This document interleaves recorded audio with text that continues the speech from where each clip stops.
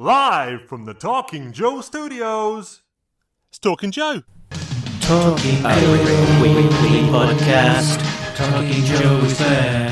Talking Joe thought we would last. Talking Joe is there. Find each other like a married couple. Our podcast on the air. Talking Joe is there.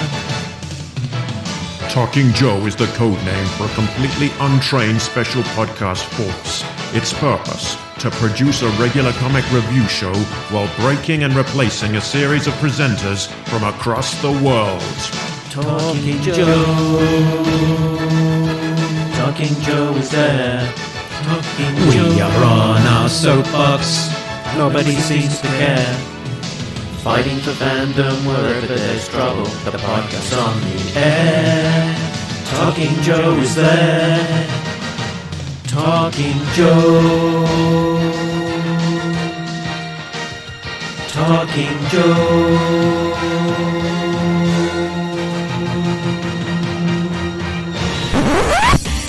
Talking Joe is on the air. Hey, it's me, Mark, and welcome to Talking Joe, the best and longest running dedicated comics podcast. Asterisk, the one that comes out on a Thursday anyway. If you're new to the show, you can find all of the details over at the website talkingjoe.co.uk. Today, we are continuing our look at the G.I. Joe Disavowed era, the Devil's Due run.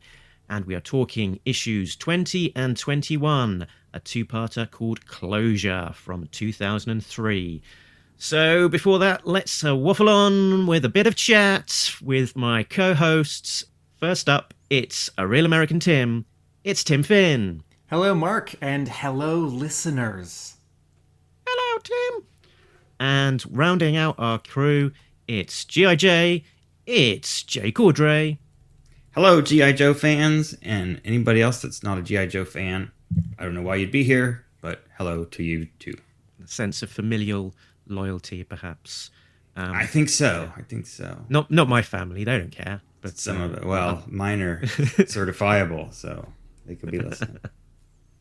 So it's been, in our time, it's been a month since we all got together, so it's great to be back. But there's a whole bunch that's going on. There was a trailer for the Snake Eyes film that came out. One sentence reaction from you both? I haven't seen it because I wait until I'm in a movie theater to see trailers organically. But I will say I was at a movie theater yesterday and I really enjoyed just staring at the poster for a good 4 minutes. Because it takes your attention in a different way than scrolling through your computer or your phone if the poster came up as a JPEG and you're like, nah, or like, Very good. And Jay? I loved it. I guess I really did. It looks, I don't know, I'm kind of not a big fan of the hyper action, and the kind, John Wick kind of stuff. I hope that they don't go too much into that. But just the movie itself looks great. Otherwise, I can't wait to see it. Yeah, some nice action sequences that are teased in the trailer, but a trailer can be anything because it's so condensed. It's not always a massive indication of what to expect from the film. So fingers crossed it will be good, and look forward to it coming out. So that was the film. Some big toy news. So yesterday was Fan First Friday at time of recording. So there was a few bits of news dropping there. Some new classified figures coming out. So we had a Commando Snake Eyes. We had Barbecue. We had Breaker and the Ram Cycle. And a new Roadblock version 4, if you count the repaints. Everyone's favourite. Where to begin? Which one of these got your attention the most? I don't know whether for me it was Roadblock, Breaker, or Snake Eyes. We wanted Timber right from the beginning, and they've kind of got their order mixed up on some of these things. They put the Ninja Snake Eyes out first without Timber, and now they've put the Commando Snake Eyes out with Timber. But whatever. I'm glad we're getting Timber, and it looks great. The Timber figure looks really great. His face looks good. He's got like a couple scars on his eyes, I think, on one of them. And he's got a whole bunch of articulation going on. Looking at, on that video, that was hilarious. Just them crunching every point of articulation. I didn't watch the video. I'll have to try to find that, but I've seen a bunch of pictures of it. The pictures all look really great. Yeah. So yeah, in the head, in the neck, in the midsection, at the kind of bend in the knee, I guess, and then an ankle, and they turned him upside down, and it's even got paint deco for the pads of his paws. So I think the Snake Eyes was probably the one for me. I didn't think that I'd be tempted to buy another Snake Eyes, but with the commando look plus Timber, I think it's probably enough to swing it for me. And you know what I like about this one too, about the Snake Eyes, is he's got two realistic looking weapons. I mean, one of them's an actual Uzi, so that's awesome. And then he's just got the knife and no sword. But again, this is kind of weird. It's like the Commando, the original one, didn't have a sword. The one that came with Timber did have a sword. I don't know what they're thinking, but again, I like the figure. I like that we have a Snake Eyes without a sword, because I feel like they just, I don't know, they rely so much on the ninja thing. I want Snake Eyes to be more of a commando who also happens to be trained as a ninja and has a little bit of a backstory. But anyway, that's after I said I can't wait to see the movie. I really like in the Snake Eyes art how he's lithe. He's not super bulked up. Sometimes like a Snake Eyes in the modern era is going to have a lot of sort of armor plating and like layers to a costume, and we see that I think in the movie poster, maybe the movie trailer. Yeah. The Snake Eyes art for this box coming with Timber, you see that quilted sort of sweater look from 1982, and he looks more flexible, and I appreciate that small detail. Yeah, anything for me that goes back to the commando, and more away from the ninja thing is I always like whenever they go that direction. My big takeaway from the announcement with all these toys, one, I'm pleasantly shocked that there's a barbecue, because I kind of want to buy him, because I don't know a lot of people who go around asking for barbecue. I know people go around asking for everyone, which would include barbecue, and so I guess the surprise was always going to be when they move past the main 20 characters that are gonna get released in sort of any version, like tiny die-cast toys or like statues or figures. I wouldn't have expected barbecue to be high up on this list, but I really like how his color pops so much, so this will really stand out. If you squint, classified, Duke, Lady J, Roadblock, they've got these, more like earth colors, and then you've got this orange guy, and staying so true to the original. So that's a really fun surprise. And then I'm pleasantly surprised that there are more vehicles coming. Yeah. So we've got a Ram coming, which looks nice. It's got the removable sort of sidecar component, and out of that comes the removable kind of minigun as well, so it sort of can convert into a weapon, which looks nice, and it looks like it's probably the same one that comes with the new Roadblock as well. So that Roadblock is based on the V1 outfit, complete with helmet, and it's sort of a lot of enthusiasm for it. I don't know that I'll necessarily seek out that figure myself, just because I feel like probably one Roadblock is enough in my collection. But yeah, probably it's probably going to be the favorite one out of the bunch. He looks quite sort of shiny and sweaty. I don't know if if that's just me, but I think that's just you. Could be. Do you mean the art or the photos of the figure? Figure. The photos of the figure, it just looks very sort of glossy. I think that's down to the lighting. I don't think small plastic men can sweat.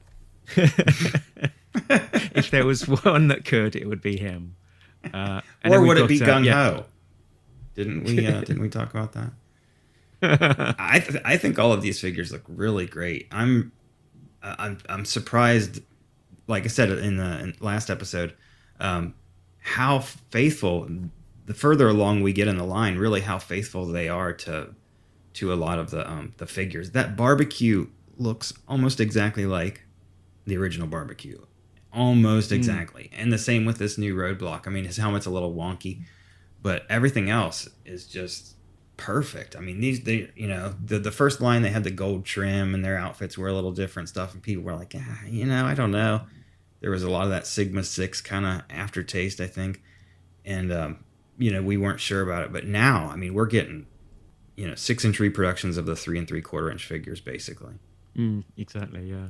Yeah. We're getting closer to that, definitely, for sure. With these ones, all 4 of the ones sort of spotlighted yesterday, plus to a degree Major Blood, are very, very close to their V1 figures, aren't they? Yeah, and we finally got a good gun for Roadblock. And the one that I didn't have any idea was coming and was a very, very nice surprise was Breaker with the Ram cycle. I've talked to so many people, Joe fans, in the last year. Whenever people say, "Oh, who was your first Joe? What was your first memory?" I'd say at least half of them say Breaker with the Ram cycle. Wow. And I think that must have been, maybe it was that was the way the first commercial was, or something. It had to be something like that, because that was the one that most people, I think, got first and got together. I've heard that so many times, and I'm sure that the designers heard the same thing, and that's why we've got the 2-pack coming out now, which is awesome. I love it. I can't wait to get it. Breaker was always one of my favorites. The Ram cycle was great. Like I said, it was my first one, so this one. Yeah, I put it down to John. I put it down to John Thurman appearing on our show and talking about it being his favorite. That's probably what swung it. That's probably it. The Talking Joe factor, I think.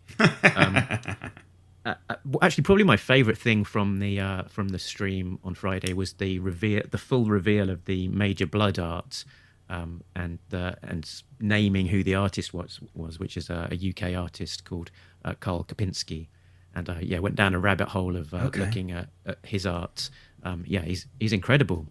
Very much like and very much like Kim Jung-gi, who is a prodigious talent who's able to sort of magic art out of his brush and onto the pen without doing any prelims, and he's very much in the same style and level of talent, and also I think they know each other quite well. So that's interesting to see. So I was ordering his sketchbook yesterday. I didn't order any G.I. Joes on the back of the stream, but I did order Carl Kopinski's sketchbook off of his website. There we go. I jumped on and ordered ordered Roadblock from Amazon, like as soon as I found out that you could put the pre-order in for that, because definitely I want that. I think you said it was version 4. Somebody said it was version 4. It's not. This is version 1. The other 3 don't count. They just don't count. This is it. This is the one we've been waiting for. And leaking out as well with some photos of some of the new retro figures. There's Stalker and Cobra Infantry and Cobra Trooper, who have been snapped in the wild apparently.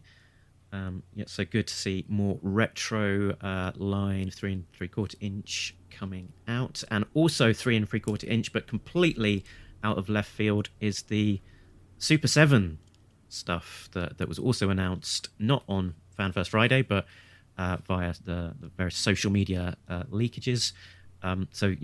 That'll be interesting to see. So it's a kind of another take on the G.I. Joe brand, but at the scale that we're used to, but with just the 5 points of articulation. So might appeal to those who like the Action Force brand from the UK back in the early 80s with that.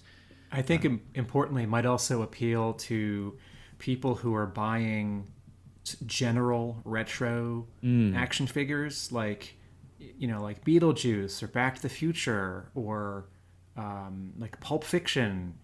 Someone who would never go to a store and buy a new G.I. Joe figure from Hasbro, even if it's a good figure, but with the smooth 1978 Kenner look of these reaction figures, this GI Joe is gonna pop differently, scratch a different itch, and I suspect will allude more to the animation than like the core toys or like the comic book potential for variation. I'm always bummed by the price of the reaction figures, but I understand that they're produced in smaller quantities, and that once something's for the adult collector, you can probably, quote, get away with just tacking a couple bucks onto the price. Shall we talk about comics? Let's do it. Let's talk comics. We're gonna talk about comics from Devil's Due. It's something you wondered if Talking Joe would ever do.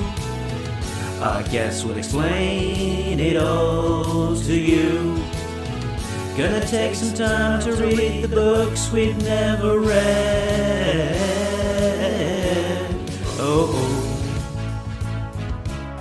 So we're talking issues 20 and 21. So for the creative team for the story, Josh Blaylock. On 20, pencils are Brandon Badeau and inks Andrew Pepoy. On 21, it's pencils Mike Zeck, inks John Beatty. Colors, Hi-Fi Color Design. Letters, Dreamer Design. Copy edits, Scott Whirl. Graphic Design, Mike Norton. And Military Consultation, Tillman Goines. Let's see what's on the front of these books. Let's have a look at the covers in the gallery.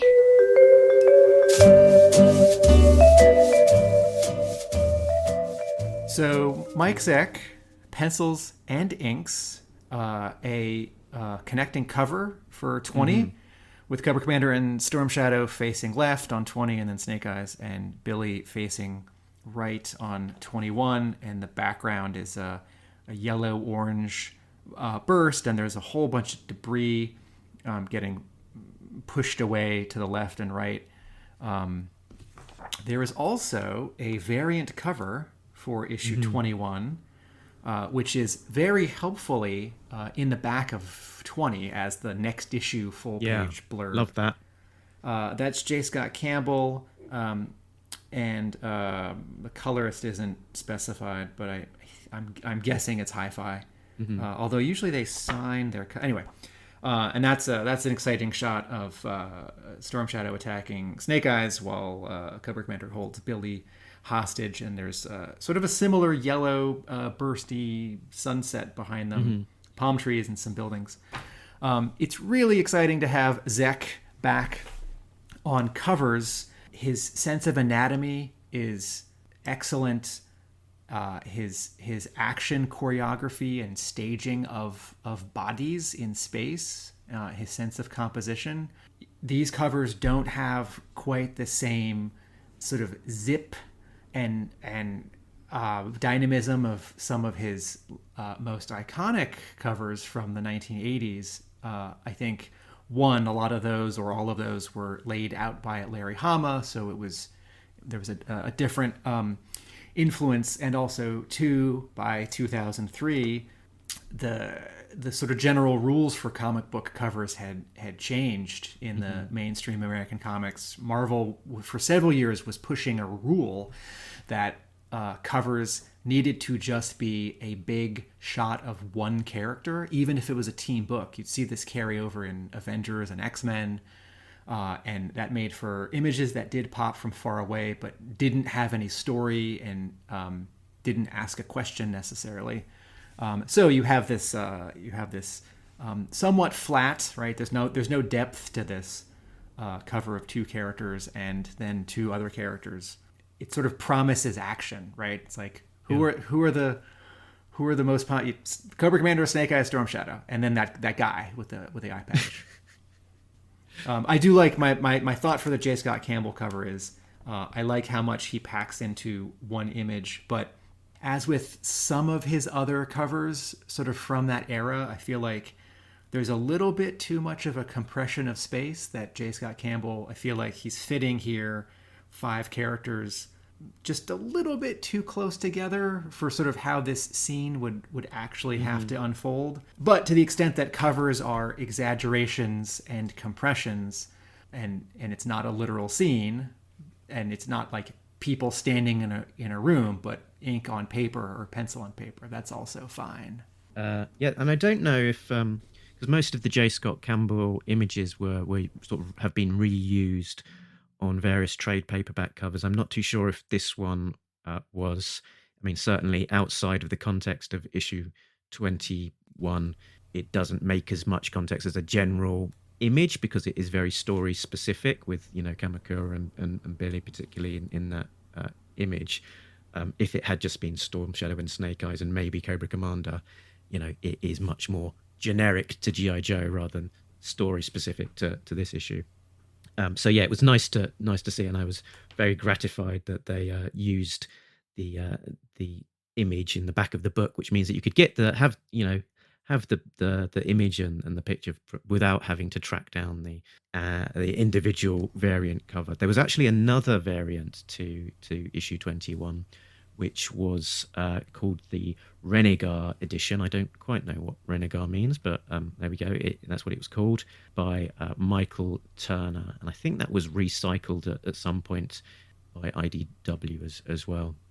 And that features Snake Eyes sort of swinging at Storm Shadow, with Storm Shadow jumping in the air with his swords behind him, and sort of Cobra Commander as a large head sort of floating in the background. And yeah, I know that Michael Turner has got a very big fan following, so it would have been an issue that was sought out, and I believe has got quite a significant secondary market value. The main edition was limited to 2,500, and there was a foil edition that was limited to 500. There is one thing that I don't like about these two covers, and that's in the color. There's a lot of yellow and green in Cobra Commander on this cover to 20. That's not blue. That's a blue aqua, and it doesn't look bad. It's not a mistake, but just as a style choice, it's not the blue that I would ever pick for Cobra Commander. The other thing that's happening in the color, and I actually don't understand it, is this looks like it was colored with markers, and the markers are bleeding on a textured paper. Definitely, this was colored by a computer, and so I don't understand where that's coming from.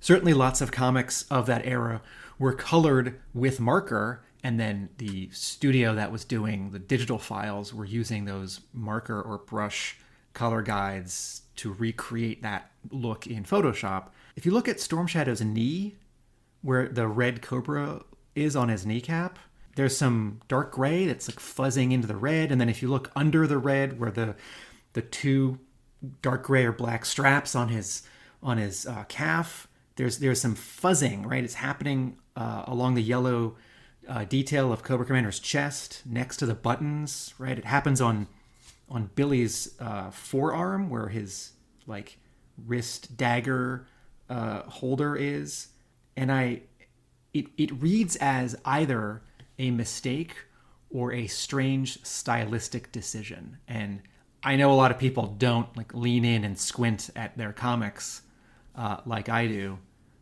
but I see this immediately when I look at this cover, and it comes across as messy. I don't know. I think my guess is that they're trying to sort of create a kind of analog look to digital colors, and so having some small imperfections as part of that to kind of fool the eye, perhaps. I wouldn't expect that from Hi-Fi. Yeah, the reason why it sticks out is that I have never seen this on any other comic book, whatever the color studio. So I hear your point, Mark. And certainly a studio might have, 3 people, 10 people, and, everyone takes 2 pages and one person takes the cover, and, someone may show up for a little while and then get a job at a different studio, and this effect may never appear again. But it is not consistent with other comics of the day. Yeah, I get that. Jay, you want to talk about the back covers? Yeah, I like all of them. The first one was Kamakura.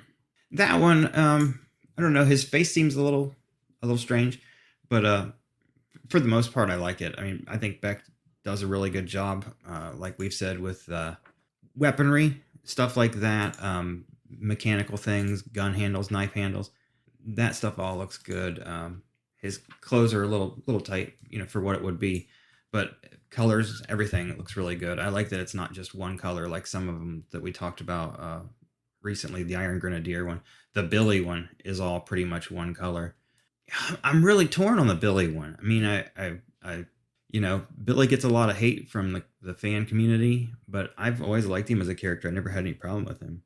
This new Winter Soldier version is something to get used to, but in a way, I was thinking about this cover earlier, the back one where he's standing in front of the Cobra. Now we know in this, at least for now, and I don't know if that's going to change at all, he's not sided with the Cobras, but the big Cobra is behind him. Everything about Billy is defined by the fact that his dad is Cobra Commander. There's nothing that he would ever do in his lifetime that would ever make him be anything to anybody but Cobra Commander's son. So his entire existence basically is just loomed over by this huge shadow of the Cobra. And I think that the red coming off from that, spilling into the rest of the painting is awesome. It's one of my favorite ones. His face, and the hair, but just the feeling of the picture, I think I appreciate more than anything. It does look a little bit like he's just escaped from New York.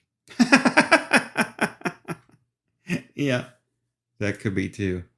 What do you think, Tim? Are you a fan of the Billy cover?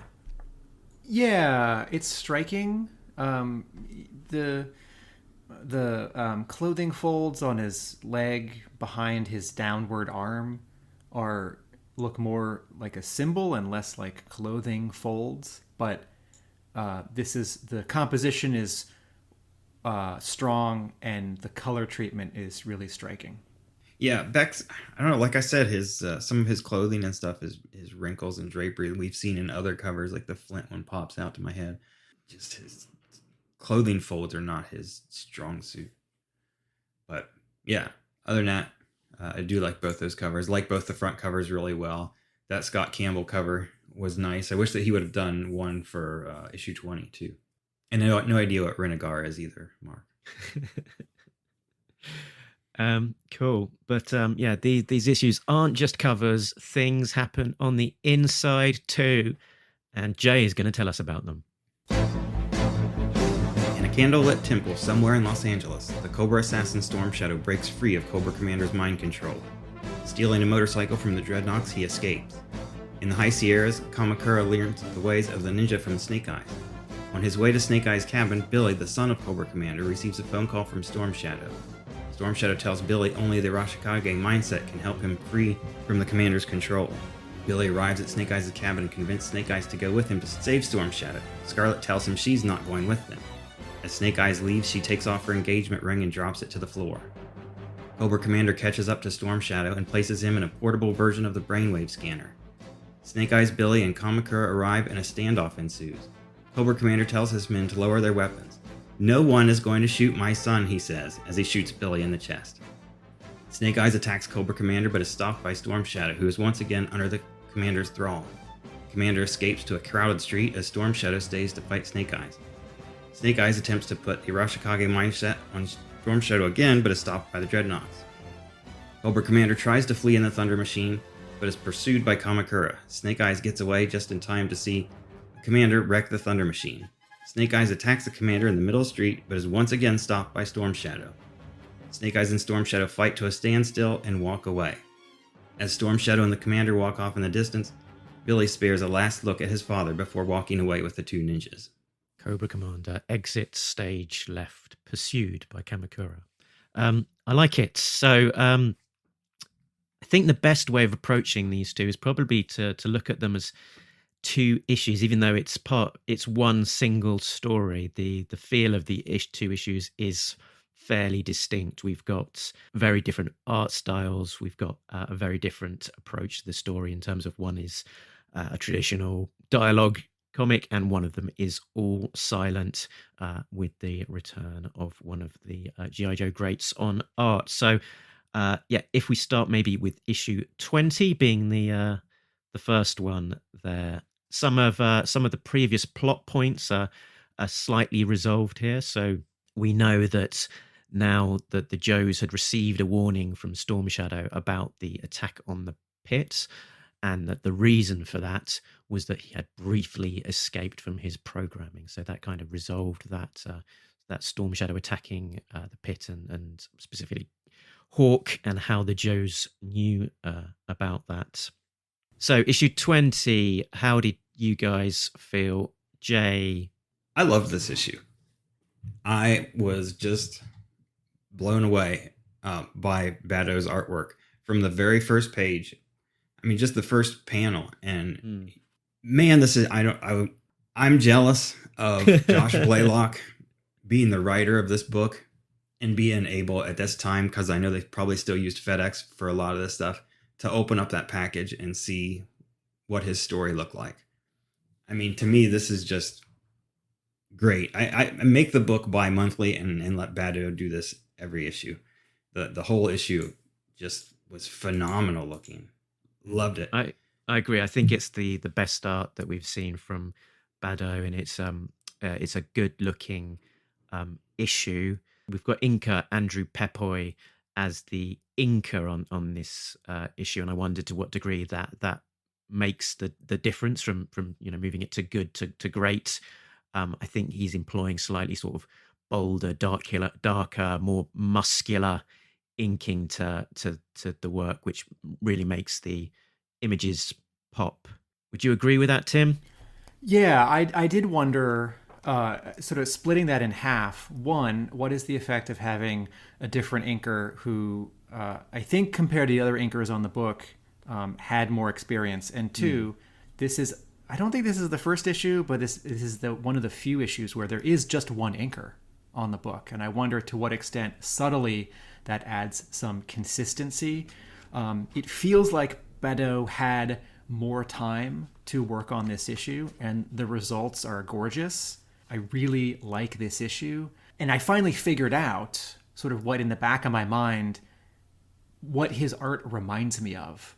And that's Steve Skroce, who had drawn... Yeah, I was going to say that. Who had drawn at Marvel. He had drawn Cable and X-Man during the Age of Apocalypse. And by this point, he had storyboarded The Matrix, the movie, right, which helped the Wachowskis like sell it to Warner Brothers. And he had written and drawn some Wolverine, and by then he'd even drawn 2 whole issues of Alan Moore's Youngblood before that series ended, as every Youngblood series ends early. So Skroce, and it's early and late at the same time.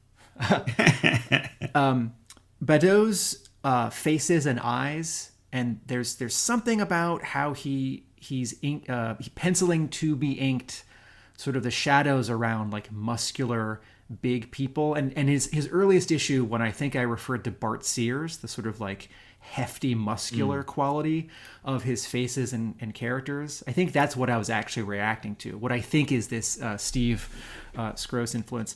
So the issue motors. So not only, as Mark said, does this capitalize on some plot threads that were set up in earlier issues, not only does it focus on characters that a lot of us care about more. As much as I love Every Joe, if like Bazooka is going to be overweight, like that just makes me sad, and I actually don't want to read that scene.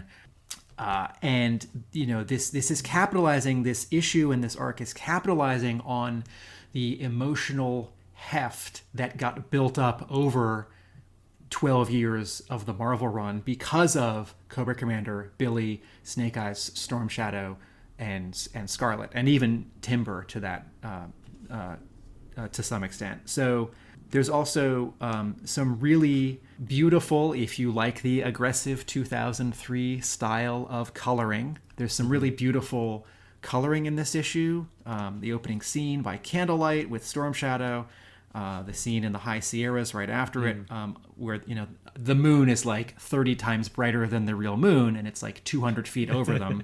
Like, that's not how I would color that scene, but it's really pretty.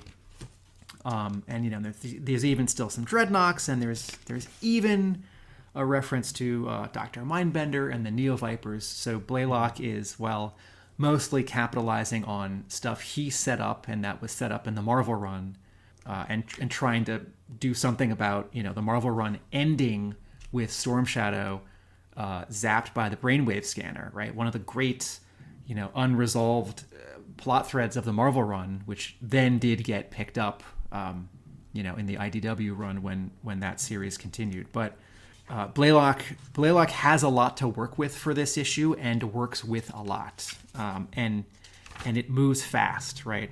A lot happens in every page. There's good action. There are a couple surprises, like the helicopter, and I love that bit with the three gang members, or like bad guys who are about to beat up Storm Shadow or mug him or take his motorcycle, and then one of them sees that it's a Dreadnok motorcycle, and they leave him alone. That's great. Yeah. And on your point on color as well, what you can see is that color is being used to really be informed by and help set the scene. And then when you're transitioning from scene to scene, particularly that contrast of Storm Shadow sitting in that temple illuminated by candlelight, then moving to the High Sierras at, is that dusk, just really, really looking different and really helping inform that sense of place. We're getting probably the best colors that we've seen on the series so far in this issue. I do want to point out there are some small weaknesses to this issue. As wonderful as Badeau's art is, and some of these pages are, the best pages of this series, and just some really gorgeous G.I. Joe pages ever. There are pages where either he doesn't have as much time, or he's not putting as much into it, right? Like the page where Billy shows up at Snake Eyes and Scarlett's home, and then some Cobras talk on the bottom of the page, right? Like, that's not an exciting page compared to some of the other things that's happening. But there's also no excitement to how Badeau draws any of that. And then similarly, the color is working the same way. Mark, you make a great point about color palette and treatment changing per scene, right? Like nighttime, daytime, and place. But there's these 3 pages, or these 4 pages where Snake Eyes and Scarlett and Kamakura are inside, and then Billy shows up, and Snake Eyes puts on his uniform, and then Scarlett is upset. The coloring in those 4 pages, one, does not look as good as the 4th to last page with Cobra Commander and the Crimson Guards coming down the stairs, and then the final page, right? Like, clearly those 2 pages at the end of the book were done by the same person who's going all out. But not as exciting as the rest of the book, and also just not exciting for this scene. And I know this scene doesn't need exciting color, but what I mean is enthusiastically approached color, right? It's not, there's no need for dramatic lighting in the scene, but the colors in these 4 pages, Yeah, for me, possibly those 4 pages, feel a little like the biggest misstep of these two issues. That Scarlett being, doing a bit of henpecking, really saying, you can't go out and save your sword brother, whatever you would want to call it. She's aware of the strength of their relationship, and I'm not happy about this. Our life has revolved around this for too long, etc. She's not wanting them to be drawn back into the whole Storm Shadow shenanigans. Does that feel like Scarlett's reaction, or would she be, being more likely to be angry that Snake Eyes wants to go and do it on his own, and she wants to tog up and get involved herself? she would absolutely join him. So this is out of character. And also, I have mentioned this before, once again, there's a woman crying in the Devil's Due G.I. Joe. I think the fourth page of this scene where she pulls the ring off her finger and throws it, that's a good page of comics. I like that Blaylock slows down once again to have a near wordless page and to really pour it on with the emotion of this one gesture. But it's not a G.I. Joe page for this character.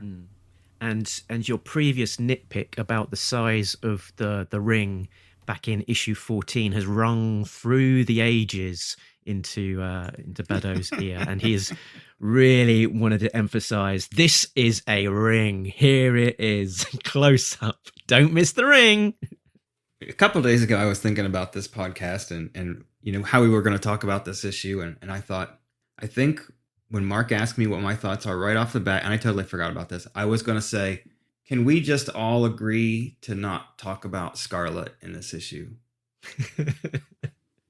I mean, you're both so absolutely right. There's no scenario where Scarlett would not be gearing up and putting bolts in her crossbow quiver while Billy's telling the story. She's going. She's going. I mean, those are wolves. They can take care of themselves. She's not going to stay home, and she's not going to bitch at Snake Eyes at all. She'd be like, "Let's go. We got things to do." And this is like the scene in the other issue where she runs up to Snake Eyes in the middle of the battle, and they kiss. And Tim said, "No, that's not what they do. It's not what they do. It's not what Snake Eyes and Scarlett do. They don't have petty fights like this. They go kick ass." I have a little solution. Imagine these two pages where he's suiting up and she's not. And she says, "I'm not happy about this." And then she tosses a ring. Imagine if it was the same dialogue, but she's also suiting up. And maybe instead of tossing the ring, she's like fingering the ring, right? Yeah. I think that would still be a little out of character, but then you can have the tension of her being upset and the tension of like duty versus love and family, which can be a theme in this new G.I. Joe that takes place 7 years after the Marvel run, but not what she would do as depicted. So she I think we can all is agree on that. the mother of wolves. Have some Game of Thrones allusions there, perhaps. I mean, it's also, I think all three of it's not just that she's a Joe. She's one of the original 13. Mm-hmm. It's not like this is like Barricade or Robo Joe, where like, it's like no one's favorite Joe. And also in our minds, as loyal as they are, they joined the team later, right? Like, no, she's invested in Cobra Scarlett. Commander and Storm Shadow. And There's not any fan fiction about Snake Eyes and Robo Joe being a couple, is there? I think there's some fan fiction about Snake Eyes and Barricade, though, going on a DEF mission together. Okay.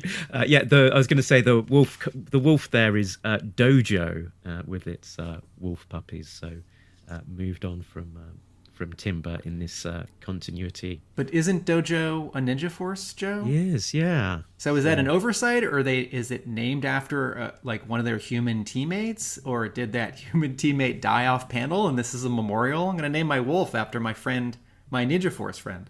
Well, there's a whole different story where he got transformed into a wolf. Wow. Maybe in the cartoon. Wow. Yeah. Or, we saw it happen with a killer whale. So.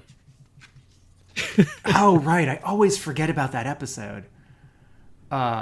Anyway, about this comic. That one was crazy.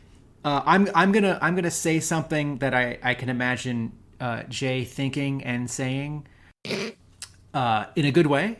That is a fine looking motorcycle. Brandon Beddoe. This page where Storm Shadow steals the motorcycle. Motorcycles are hard to draw. That's a great looking motorcycle. I have two sort of storytelling questions involving this scene where Thrasher bursts into this like boardroom meeting of Cobra Commander Zanya Zartan and the Crimson Twins. Can you hold that thought? And I've got a storytelling question about it. I don't know if it's going to cross over into your thought, but about the previous scene that we've got Thrasher with alongside two other random Dreadnoks, Turtle and Squealer, who are both taken out by Storm Shadow, and they are in mufti in that scene. I think Thrasher has helpfully got a name tag, which is the devil's due way of making sure you realise who a character is when they're in a slightly unconventional costume. But yeah, I'm not too sure how I feel about that aspect of having the characters in mufti, particularly when it's such a short sequence. I think in terms of the clarity, it might help the reader if they were just in their Dreadnok gear and Thrasher was in his regular Thrasher Dreadnok uniform, and then that carries through into the next scene. I get what they're trying to do, is that they're trying to say that these are characters with lives of their own, and then they don't live and die in their toy costume, because as a regular person you would wear other clothes. The problem here is that if he's running off to tell Cobra Commander the terrible news, to give him the dire warning, why would he take the time to put on his Dreadnok costume before bursting into the boardroom? True. My storytelling issue here is that the dialogue and the staging make it pretty clear that these three Dreadnoks are coming into the garage where Storm Shadow is already inside, but we don't really properly see Thrasher and the other two in the doorway, opening up the door, and some of the inside of the garage in front of them and also some of the outside of the garage behind them. We sort of see one or the other, and then the panel on the page turn where those two guys get killed by Chinese daggers, the background is sort of an orange, which is like an old coloring effect where when something exciting or violent or angry happens, the background or the whole panel is yellow or red. But this just sort of looks like suddenly it's daylight, and this is at nighttime, all the outside is very blue and the inside of the garage is very blue-gray. And then the panel where this well-drawn motorcycle where Storm Shadow's driving away and there's all this dust it's kicking up, and Thrasher is turning around and running. I don't need to see two Dreadnoks dead on the ground for the sake of seeing dead guys, but to add closure to this story point that Thrasher came in with two guys, they both just got felled, and then I guess they're on the ground behind the dust and we don't see them. But again, it's this sort of separation of wait, is Thrasher actually inside this garage? Where is he? Is he outside the garage? Did they cross the threshold of the garage? And I think as wonderful as Badeau's art is here, his storytelling could still benefit from pulling the camera back a little bit now and then and showing more of the scene, and also putting the camera high and aiming it down. There are several panels in this issue where he draws something straight on, which in terms of perspective is easier, but doesn't get the storytelling as clear or as dramatic as it could be. Yeah, I think there's one panel which for me could do with a slight tweak, which wouldn't have taken too much but would have helped. And that's the one where the garage door is beginning to lift up. If that had been one single panel instead of a close-up of the motorbike, with the keys in the ignition, which I think is unnecessary, and you saw all three legs under the garage door as it's lifting up, that would help sort of, you have the connection into the next panel. The storytelling would be a bit more clear. And if Thrasher were in uniform, then we would very clearly know his boots, his torn pants. Sure.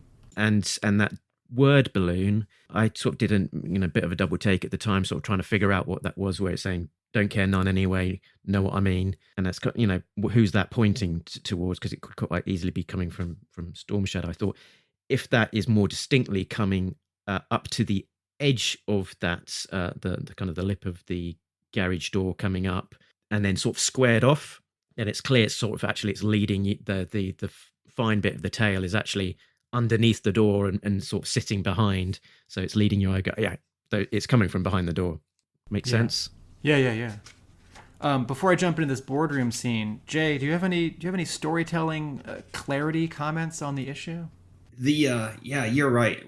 When I was reading this the first time and I got to that panel where he's driving away on that motorcycle, I just about lost it. I was like, holy cow, look at that motorcycle. And a second sighting, Tim, of the cheese sculpture, this time behind Storm Shadow's stolen motorcycle. Yeah, this one looks sort of less like a cheese sculpture, more like a mocha whipped cream sculpture. Yeah, something like that. It's not quite as shiny.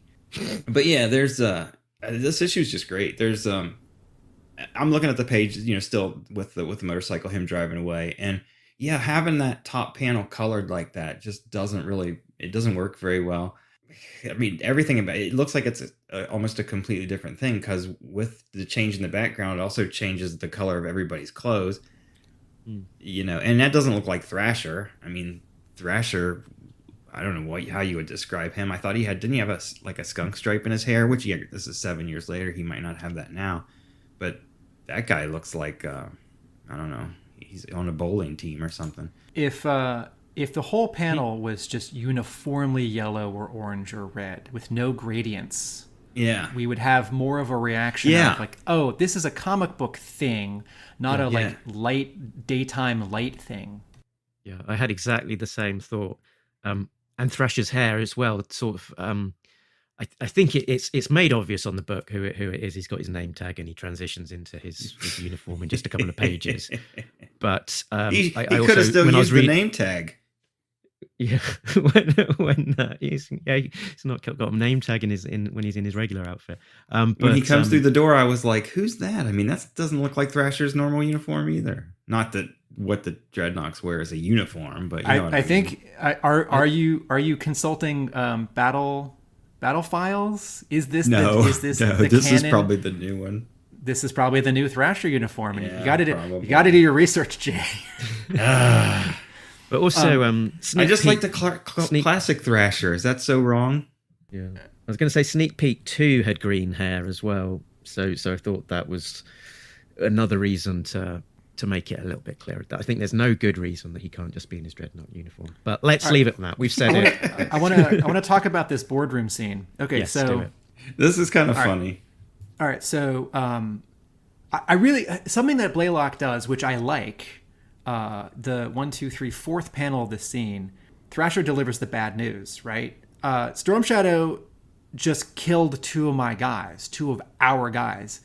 And there's this panel where Cobra Commander just says one word. He says, "What?" And I really like that. That's a good punctuation, right? Like, is he panicking? Is he disbelieving? Is he just really irked that he's being interrupted by what Thrasher thinks is bad news, but actually isn't that bad? Okay, so you turn the page, and there's all right. So Cobra Commander, we'll continue this later, and then I guess Tomax says, "Never a dull moment," and then you turn the page, and there's a caption that says "soon," which feels like 15 minutes or 2 hours later, and nothing has changed. Everyone's in the same position, but suddenly there's this like piece of equipment on the table. And Zanya says, "What the heck is that?" And Tomax says, "This is how we keep Storm Shadow in line." And then he explains it's a portable brainwave scanner. I don't understand why we had to jump ahead like 20 minutes or 2 hours. Like, Thrasher's still seemingly standing in the doorway. It's like either he would have like run back out to like tell the news to the other Dreadnoks, or he would have, I don't know, taken a seat. So let's just remove this one caption box that says "soon." I think it's there because this piece of equipment has suddenly arrived. But you could also just have drawn it there in the first place, or like have Tomax or Zaymot like pulling it out of a box on the page turn, wherein Zanya could say like, "Uh-oh, what are you pulling out of that box? What is that?" Okay, so my other half of this sort of storytelling thing I don't understand is they explain it's a portable brainwave scanner. And Tomax says, although it only works on former patients of the old model. And Cobra Commander says, still, Storm Shadow did a lot breaking control. And then Thrasher takes the piece of equipment and he says, "Let me take a look." And Cobra Commander says, "Please don't delude yourself into thinking that you could possibly understand the workings of that machine. Thrasher says, "You're right. I'd probably find out how to make it into a cannon for the Thunder Machine before I'd figure out how it works." And then in the final panel, like the camera is pointing specifically up at some like wiring in the back of this little device, and Thrasher's pointing to it, and he says, but these spliced wires might have something to do with it. And I get the general story beat here that Thrasher is solving a problem and demonstrating that he's smarter and more technically savvy than Cobra Commander or maybe everyone gives him credit for. I don't fully understand what problem he's solving. Is he solving the problem that this brainwave scanner only works on some people, not everyone?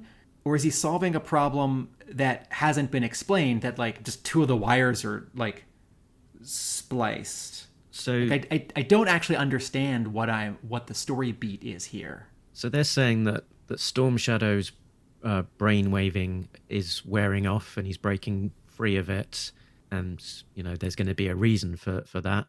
And what I think they're saying is that the wiring on the device that they're using to top up his brainwashing is due to the fact that they've put the wires in wrong, and so that means that it's faulty and not giving him the required dosage of brainwashing, which is why he's been able to escape from it. Okay. Thank you for that. I was in that direction, but I feel like the dialogue doesn't... I need my hand held a little bit more. Not because I'm dumb and I don't understand. I understand... Everyone listening, I understand that this portable brainwave scanner is not as powerful as the regular one, and they want to do something about it. But I feel like there's like a line of dialogue missing from Cobra Commander or Tomax or Zaymot, or like a greater sense of their doubt that Thrasher is sophisticated enough to fix this, or the problem is actually more complicated and it's not as simple as him just looking at it and saying, you idiots, you have these wires crossed. Like, I think the emotional payoff of like, yeah, Thrasher's better than you thought. It's like, wait, you all didn't understand that your portable brainwave scanner had a wire spliced? Like, I guess what he's really saying is like split, like splicing a wire is connecting two wires that aren't connected. Yeah. What I see here is a wire that's split into three wires, and they're just drawn like RCA ins on the back of a VCR. Yeah, I don't see anything spliced. Yeah, so again, the like sort of emotional and logic payoff of this problem that gets solved, not fully clear. Yeah. But that worm's eye view of Sylvester Stallone there is perfect. We should note that the original Thrasher figure is his likeness is based on a Hasbro employee named Dave Kunitz, and then another Ozone later on. Ozone is also sculpted in Dave Kunitz's likeness because the Very Thrasher cool. figure only kind of looks like Dave Kunitz, and Kunitz was there for a long time, and maybe the only Hasbro guy who had 1.5 figures, not just one, sculpted in his likeness. I don't mean like a version 2. I mean a different character. Okay, so here's another thing that wasn't confusing, didn't make me upset, but I feel like missed opportunity. So Storm Shadow is on the run, and he bumps into these three guys who are gonna like steal his motorcycle, and then they see that he's a Dreadnok or it's a Dreadnok motorcycle, and they back off, which I think is a cool scene. And then Storm Shadow bursts into this doorway, and again, Badeau is doing all these close-ups or these like long shots and medium shots that are really crowded, so I don't really know where Storm Shadow's headed.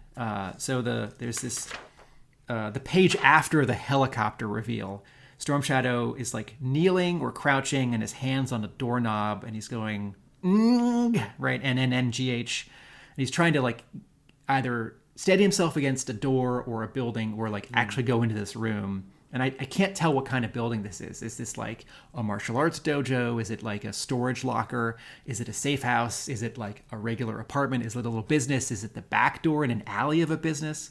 I can't tell because I don't get enough of a sense of the building and the like parking lot, alley, whatever it is. So he does break into this doorway after those three guys get scared off. And there's some nice color work where through the doorway I can see outside is still like pink and orange, and inside it's all blue and green. because it's inside and there's a computer monitor or whatever.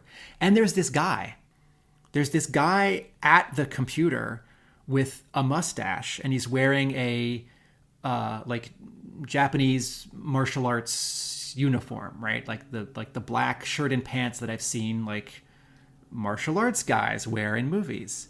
And he says, Tommy Rashikaje? And Storm Shadows collapse on the floor and he says, help, it's coming. I don't know who that guy is. And 2 pages later, almost as an afterthought, when Cobra Commander and 3 Crimson Guardsmen barge in, one of them like knocks him out. So the intervening page where the helicopter lands, Snake Eyes, Kamakura, and Billy are gonna like go rescue Storm Shadow. This guy with the mustache has 4 panels to like put Storm Shadow in bed and put a cool towel on his forehead and not say anything. Storm Shadow gets all the dialogue for those 4 panels. So again, I don't know who this guy is, and like, is he a local business owner and like Tommy has helped him? Is he like part of the clan? Is he like a sort of an embedded like G.I. Joe informant? And I'll jump ahead to issue 21. Like, we see him in one panel, like unconscious, because 21 picks up a moment later after 20. But like, I don't know who this guy is, and I really want to, or I don't think he should be in the story. Yeah, I guess there's they've introduced him, but figuring that he's not important. My take is that his hideout, because he tells Billy where he's going. He's going to Crenshaw Boulevard, the video arcade in Los Angeles. And so my take is that Tommy is going bursting in through the back door of the video arcade, and this guy is probably the arcade manager or some such. It looks a bit like a back office. He's at the computer. There's a safe there. There's a calendar on the wall. So it doesn't look like a sort of publicly available space in a store or whatnot. So it's probably the back office, and this guy must be a contact of Tommy, who he's arranged previously that he'll help him out if he needs to have somewhere. But who he is actually isn't that important. It's more about having the space and not having it filled with exposition, because in the grand scheme of things, this character is not significant to the plot. So I think in the rules of writing, since this character doesn't get named, his importance you have to assume based on a little bit of context and like other movies and comics that you've seen and read, Mark. I mean, I appreciate your breakdown. That helps, and I think that's all correct. But I think in the rules of writing, this guy shouldn't be in the story, and Storm Shadow should like burst into this back room and like drink some tea or like put on a meditation tape and like sort of heal himself for 4 panels before. Yeah, they could tell exactly the same story without having this guy. Because how many times in G.I. Joe comics from other writers, for a page or a whole issue, have we met some like contact, negotiator, like CIA agent, like local guide, kid, business person, freedom fighter, right? Who's like not going to show up again, never going to get a toy, doesn't have a cool name or costume, but we like immediately think that they're awesome because they're capable. They get named, and what they do gets explained, and then they do it. Mind you did say that his towel was cool.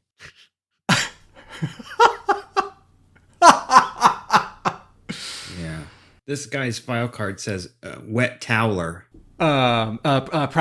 Secondary military specialty, business management, because he runs the arcade. There you go. He's also the business manager for the arcade. Also, I gotta say, I guess we do see the arcade in the next issue, but don't tease me, Josh Blaylock. If Joes or Cobras are gonna go to an arcade, don't show me the back. Show me the front. We do see the front later on. And we probably never see any like real arcade games, like Pac-Man, Afterburner, or anything. Correct. Like they're that. there are some funny substitute names in issue 21, which we'll get to in a moment. In a second. I was gonna talk to one of the other small scenes where Tommy is calling up Billy on his 2003 flip phone, and so it's ringing, beep beep, and Billy answers in his cool ninja way, "Yellow." Yeah.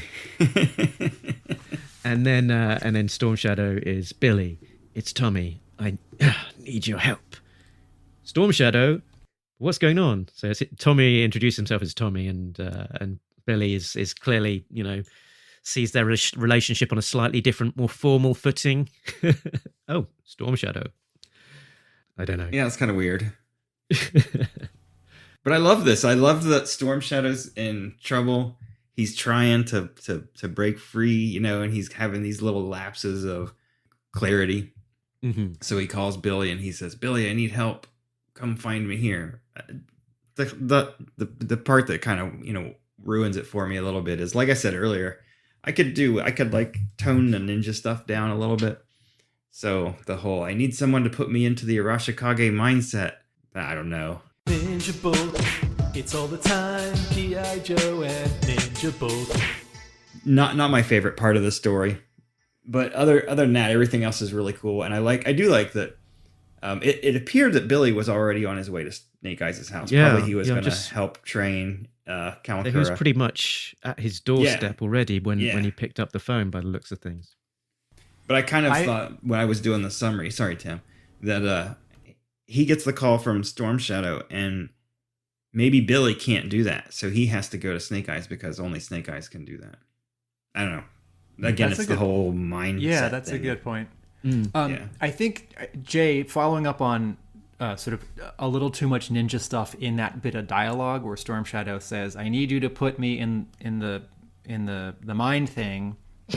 I think that's what needs to happen is good. And jumping ahead to 21, that Snake Eyes tries it, I think that's good. I think it comes across as a little gimmicky when someone who's like not a ninja refers to it, or when Storm Shadow is asking for it as if it's like a special power up in a video game, or like an accessory with the toy. It's like, if you can take off his hands and like put on the other pair of hands that are like together and making a triangle. It's like, the Storm Shadow action figure can like do the Arashikage mindset. So That'll be the next variant. I think this story beat needed to be less hit over the head in terms of dialogue, or like Storm Shadow wouldn't ask for it. He would just be like, NNNGH ing, and then Billy would like run into Snake Eyes' house and be like, "I just talked to Storm Shadow.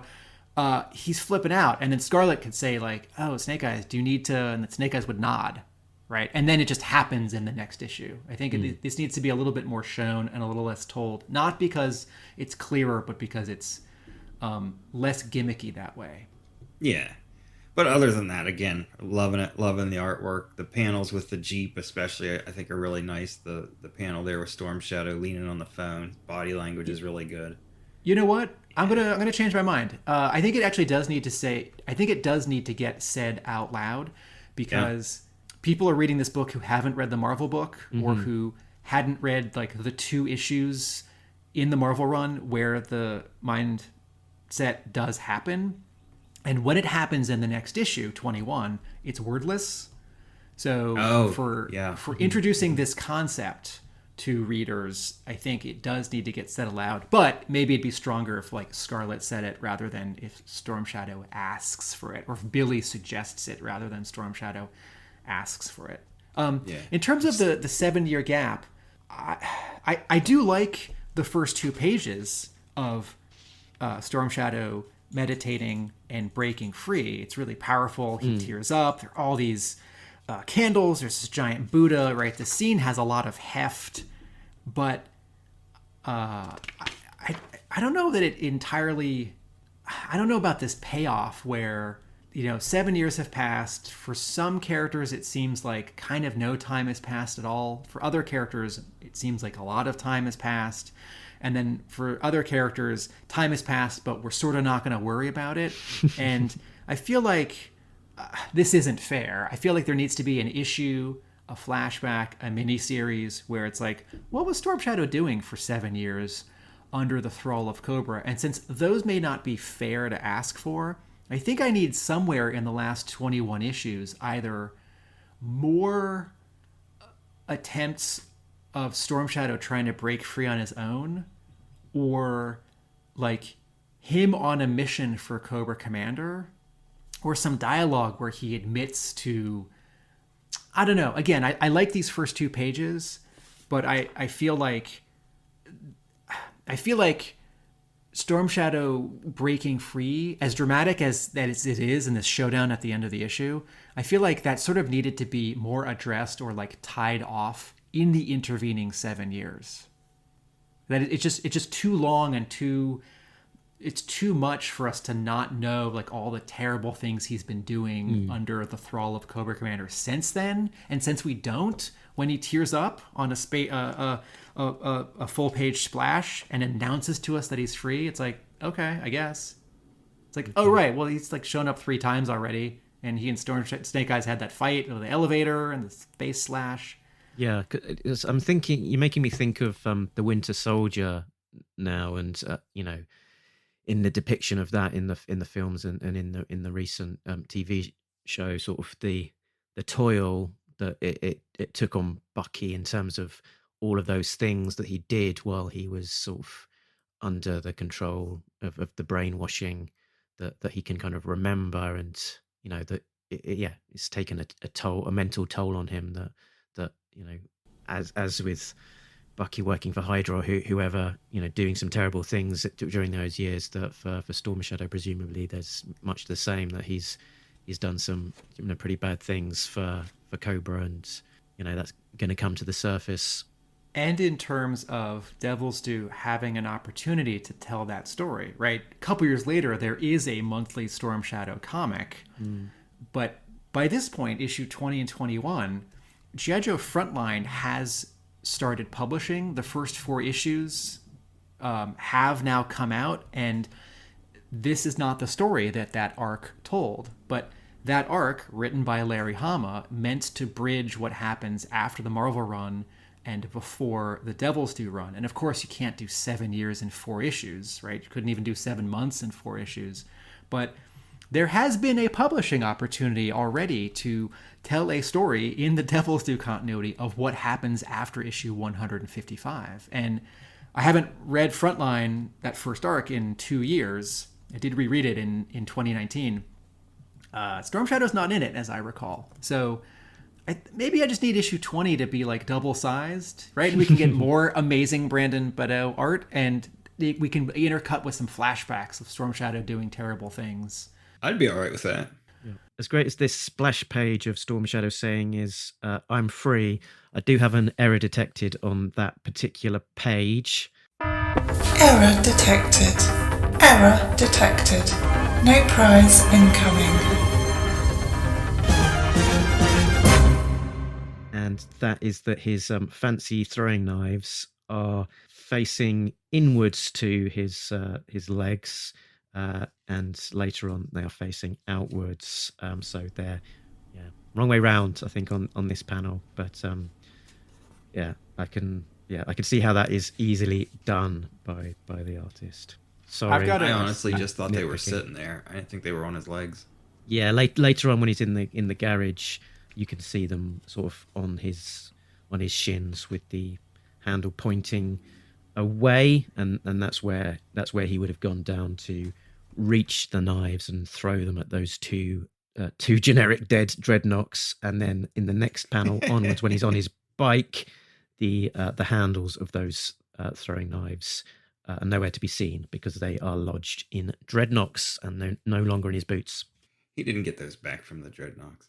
What a great splash page that is. I love the mat. Yeah, I was just looking at the page where Storm Shadow says that he's free. The little touches in there really make it nice. Look at the mat that he's sitting on. You know that it's something different because it's kind of bumped up there. And it's just a nice little touch. everything in this issue looks so great. Those bricks look great. Yeah, the inker on this was fantastic. They should have got him along earlier. Did you see the pencil? Did you send me the pencils for this page, Mark? That's right.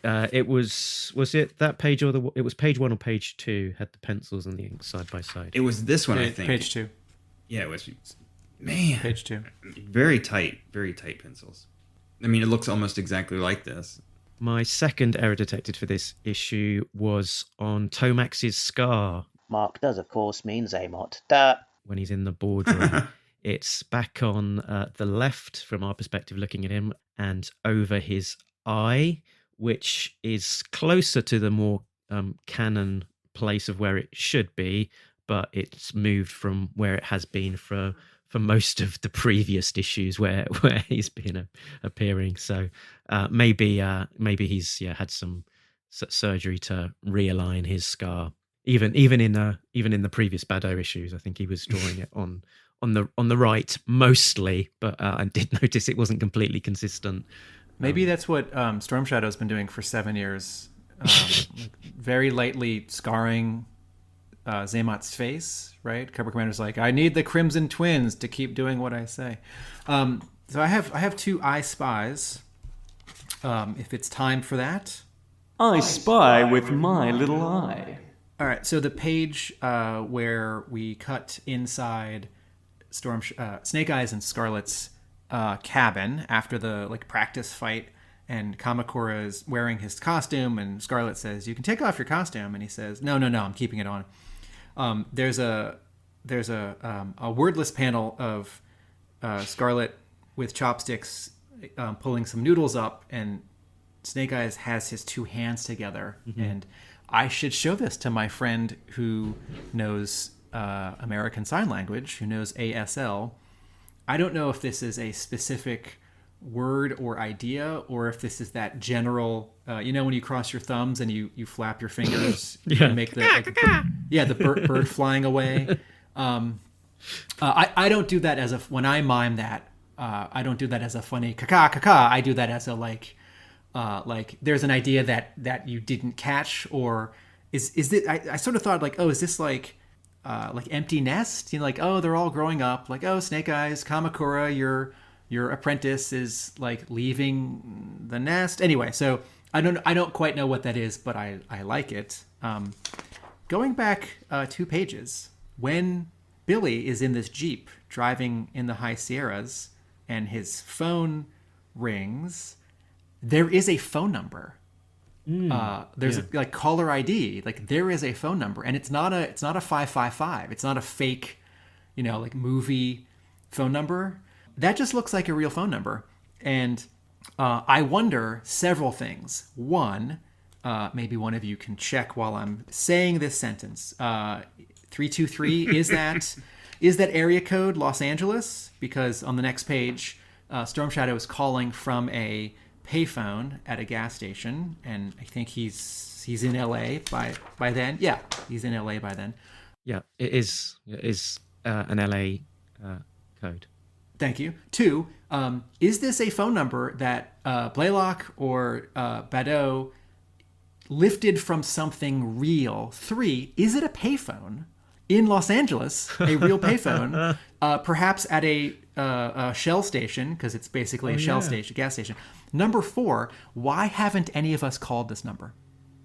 And I'll tell you my answer for why I haven't. It's because, I guess I could also text it. It's because every so often I leave my phone on overnight because I'm expecting an important call, and then a not important call wakes me up, and it's very disruptive. And so, just my luck trying to be a good phone etiquette guy.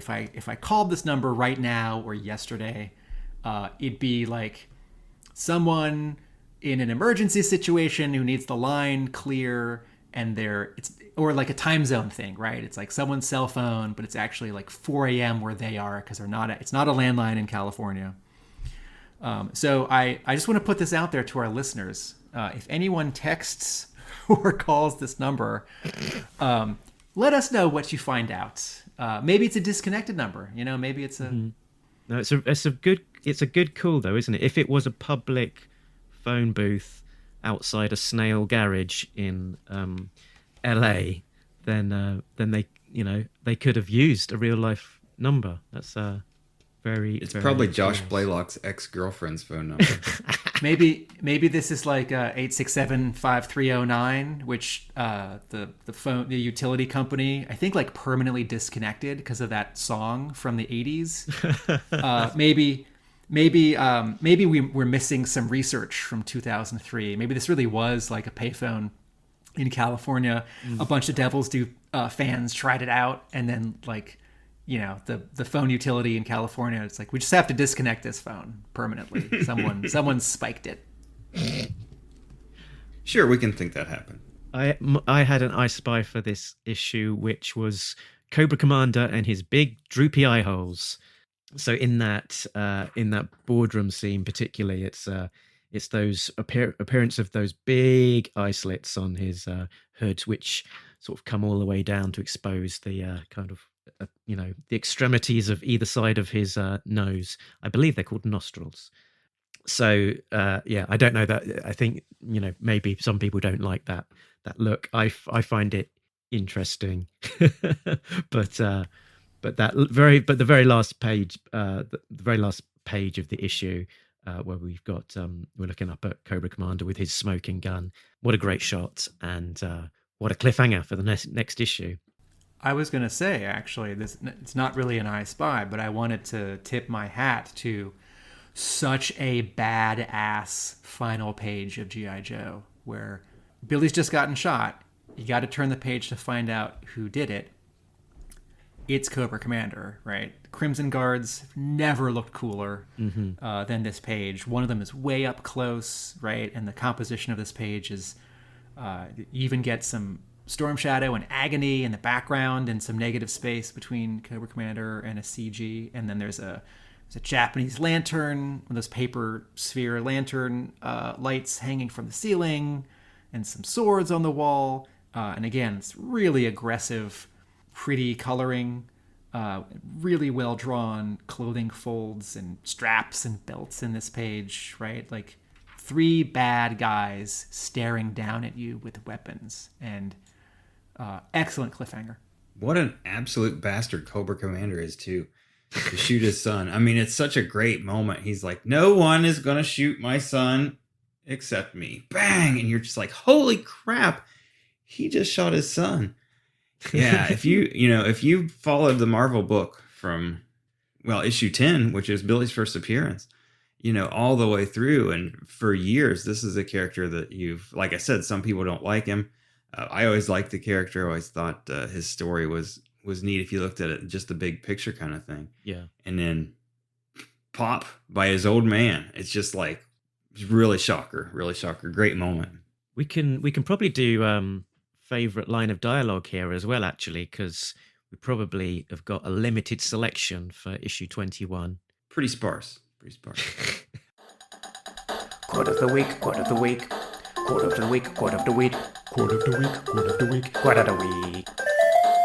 My favorite line of dialogue, I'm going to say right now, is no one is going to shoot my son except me.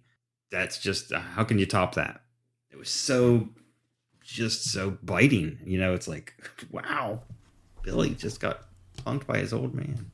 My favorite line is a few pages earlier. It's the second of the trios of like tough guys that threaten Storm Shadow, where he's kneeling, trying to get into this door that I was talking about before. This is just before one of them sees that it's a Dreadnok motorcycle. But Storm Shadow's in pain, and someone says from off panel, "Yo, stop right there! Yo, dog, look at this Loco's outfit." And then the main like tough guy, who's pointing a gun, right? So this is about to be a mugging or a murder. Says, "You doing some Mortal Kombat birthday party at the arcade, Holmes?" And I appreciate that in this world of outlandish costumes, someone acknowledges an outlandish costume, right? I do think that in a lot of parts of like Los Angeles, Chicago, and New York, a lot of Joes and Cobras could just walk down the street and it wouldn't seem so out of place. And that point has been made in the letters page of the Marvel run. But as much as I want these characters to show up in their costumes no matter what, right? Like, I want Gung Ho on an Arctic mission underwater. I want him in his vest. I don't want him wearing the same scuba diving suit as everyone else, because then I can't tell it's Gung Ho, right? Like, it doesn't make sense, but in that direction, like, to me, G.I. Joe is kind of like a superhero comic, right? Like, Superman doesn't need red underwear. There's a historical reason for that in the costume design, but he doesn't actually need it. But the costume doesn't look as good without it, right? So I like it when... I think this line is funny, and it also refers to the arcade, which is a small, plot point as a location. Reminding us of the location. I think as an Easter egg here, actually, the two of those gangsters, or whatever you'd call them, the one on the left, I believe, is meant to look like Biggie Smalls, and the one on the right, Tupac. Okay, I thought the close-up of the guy on the left, I thought this is a particular face. So, good catch. And the Tupac connection, probably less so in the face, but more from that, the look of the bandana kind of tied up at the front with the not sort of pointing outwards. Mark, you have a favorite line of dialogue? I did. It was just before the one that Jay selected, Cobra Commander saying, "What are you going to do, Billy? Shoot your own father?" Which is, quite funny in terms of the context of that is what he wanted to do back when, back when we... back when the rally. Billy, exactly, back at the rally when Billy was much younger. A nice echo to that famous scene from Billy. That second to last page, the one, Mark, you just referred to, 1, 2, 3, 4, 5, 6, 7 panels. The page before it, 9 panels. This is a good and a bad at the same time. Blaylock continues to write densely, right? A lot happens per page, which I appreciate. A lot of action, a lot of dialogue, a lot of geographical and scene transitions. And this second to last page, because the coloring is so aggressive, because Beto draws the way he draws, panels 2, 3, 4, they get a little busy for me. And that word balloon that you just referred to, Mark, what are you going to do, Billy? Shoot your own father? That word balloon is a little bit too far to the left. It's like on Cobra Commander's head, which is kind of a no-no. But going back to value for the dollar and like time spent with a beloved property, I would rather a writer put a lot or too much into a comic, into a page, than not enough. And as I said at the top, this issue really motors, right? The pace is really fast. A lot happens. The emotional stakes are high. The like physical action, violence stakes are also high, and it's really satisfying. Yeah, and while there's a lot going on and being packed in, it's not suffering from a feeling as though it's too crowded, which we kind of saw a bit more in that, particularly in that first arc. So the one thing it's missing, in terms Scarlett. of yes, I mean, yes. In a good role. We have the other thing it's missing is a G.I. Joe vehicle, and we have remarked that the Devil's Due run treats those as secondary, and so Billy's driving a Jeep. There's no reason why it would be a G.I. Joe Jeep, and actually, if it was, we might say, "Where'd Billy get the G.I. Joe Jeep?" But that is an opportunity. This helicopter. Is this a helicopter from like the 2003 toy line? This isn't a helicopter we saw in Battle Files. In one part of dialogue, it's called a dragonfly, but it doesn't look like a dragonfly. So I guess we could call it a dragonfly like Mark II or something. Squished dragonfly, because it's got a back tail rotor, whereas the actual toy has got that kind of more. But distinct again, weren't there like the Hiss tank? Weren't there a couple of vehicle updates around 2003 where the vehicle just doesn't look like any G.I. Joe vehicle, but it gets a name? Like, are we overlooking a vehicle from the era when the vehicles weren't very cool? But regardless, in terms of like ingredients of G.I. Joe, like the motorcycle that Storm Shadow steals, the Dreadnok motorcycle, that should not be the actual like 1988 Dreadnok motorcycle. But I do see. It'd have been so cool if it was. If it was drawn that well. That's true. But I do see in this comic, we have many elements of G.I. Joe, and one key one is not here. And I wouldn't mind in future issues a little more attention paid to the vehicles. Mm-hmm. Let's talk about this Zek issue. Okay, so Mike Zek! Exclamation mark. Woo, boy. On interiors, 2 exclamation marks. Exciting to see. I was thrilled at the time to see him come on board and to see more from Zek, from only previously seeing him do covers. So it's we can and to clarify slightly, a bunch of covers for a couple covers for Devil's Due, 4 or 5, a famous cover run for Marvel, also some pinups for yearbooks 3 and 4 from Marvel. And his one sequential story for G.I. Joe before this, My Dinner with Serpentor, a backup story that's 6 or 7 pages in, I forget, yearbook 3 or 4. Someone will correct me. This issue is actually quite unusual because Mike Zeck is closely identified with G.I. Joe, but not this G.I. Joe, not Devil's Due, and not interiors, right? I bet most people would sort of have forgotten, and half the time I do too, that he did do one backup story for a yearbook. So, like his interiors are affiliated with Shang-Chi, Master of Kung Fu, and like late 70s, early 80s at Marvel, and then his Captain America run in the 80s, and then his Punisher miniseries, which he didn't get to finish because Marvel changed their mind about the scheduling. And then, some Batman covers and a long Deathstroke, the Terminator cover run. Secret Wars as well. Yes, he drew about 2/3 of Secret Wars, the original Secret Wars. And then, some Craven's independent Last Hunt. stuff. Yes, thank you. All 6 chapters of Craven's Last Hunt. But not actually known for drawing G.I. Joe issues. Never drew a full Marvel issue.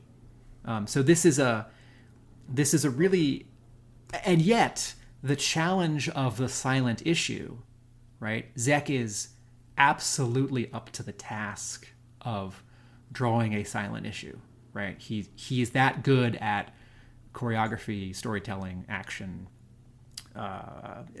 set design, poses. So the issue looks really good, and John Beatty's inks also look great on Zek. Like I think Zek's pencils are gonna be an accurate guide for any inker, but it helps that it's an inker who knows what they're doing and has also worked with Zek before. And I don't know if I told you this story before, but at London Supercon a few years ago, Zek was a special guest. It might have even been his first appearance in the UK, or certainly a very rare appearance from him. I was obviously hugely excited that he was going to come over to the UK and would see him and get a chance to maybe get a sketch from him, get a couple of things signed. And he brought with him the prelim pencils to this issue in its entirety. And I got to his table quite early on in the day. I asked, if he had any original art with him for sale. And I found out that he had literally just seconds before sold that to somebody else. And I thought, no, got down to my knees, put my hands in the air and shouted, "No, Padme! My God, why?"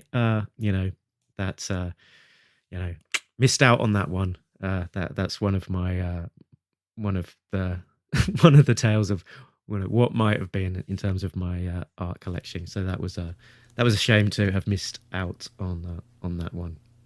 But there we go. Zek is also embedded in that story you just told. Zek is old school in that his preliminaries are as good and as almost as finished as just like pencils from a lot of other artists. Exactly. He's one of these guys who he seems like he's drawing everything twice. I think he's just really figuring it out, and it's cool that you got to see those.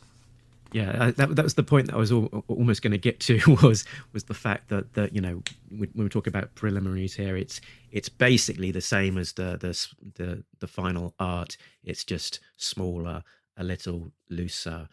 So you know, he's doing the working out and the thinking at this smaller scale before then moving up to the final pages, which is kind of, I guess, part of the look that enables them to create this sort of very solid kind of images that we're seeing. Jay, what's your overall reaction to this issue or Mike Zeck? I'm not sure. Obviously, I really, really like it. I'm just flipping through the pages now, and I'm wondering how much of the storytelling that we're seeing in choreography is Zeck and how much is Blaylock. Because, you know, and we talked about Blaylock doing layouts before, but, you know, especially since this is a silent issue, he's basically telling him what to do and, you know, in every panel. But man, Zeck's choices of, you know, what I refer to as camera positioning and, you know, how you're looking at the figure in the shot, everything is just really dynamic. The sequence where Cobra Commander runs out of the building and he comes towards just the first shot where he's running towards the Thunder Machine. Great spot for the camera, great angle for Cobra Commander.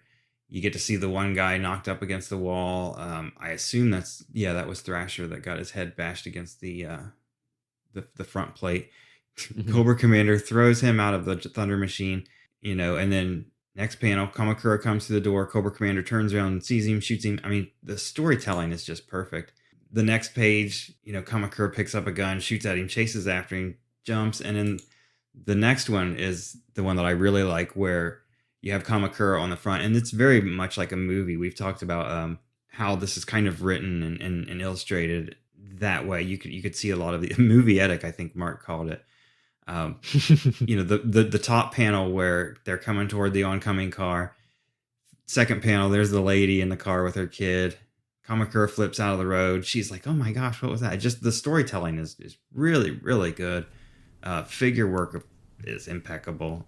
I mean, Zeck's amazing. It's a different style. It's not as, you know, obviously not as detailed as Bad O's issue. And we've all talked, you know, about how a lot of times most artists will simplify their work as they get older, you know, for any number of reasons. They just realize that they don't need to have all those lines on there to tell a really good story, I think is the biggest thing. But yeah, I mean, this doesn't look like the classic Marvel covers, you know, 51 with Storm Shadow and Quick Kick facing off, or I think it was 43 with Death and the 50 caliber. I mean, that's a whole different ball game. But just from a storytelling perspective, this issue is so good. It's top notch. I mean, this is one, Tim, that I think that you could probably show your students as an example of how to tell a story without words. That said, I hope we never have another silent issue ever. I feel like, why do we need like 6? Like every year they go, oh, what are we going to do for a silent issue this year? Enough of the silent issues. All right, I want to come back to this idea of silent issue, good or bad idea, and hover for a minute on Zeck's storytelling. So one of the pages you just referred to, it's after Cobra Commander has tossed Thrasher out of the Thunder Machine. He's now taken off, and Kamakura's after him.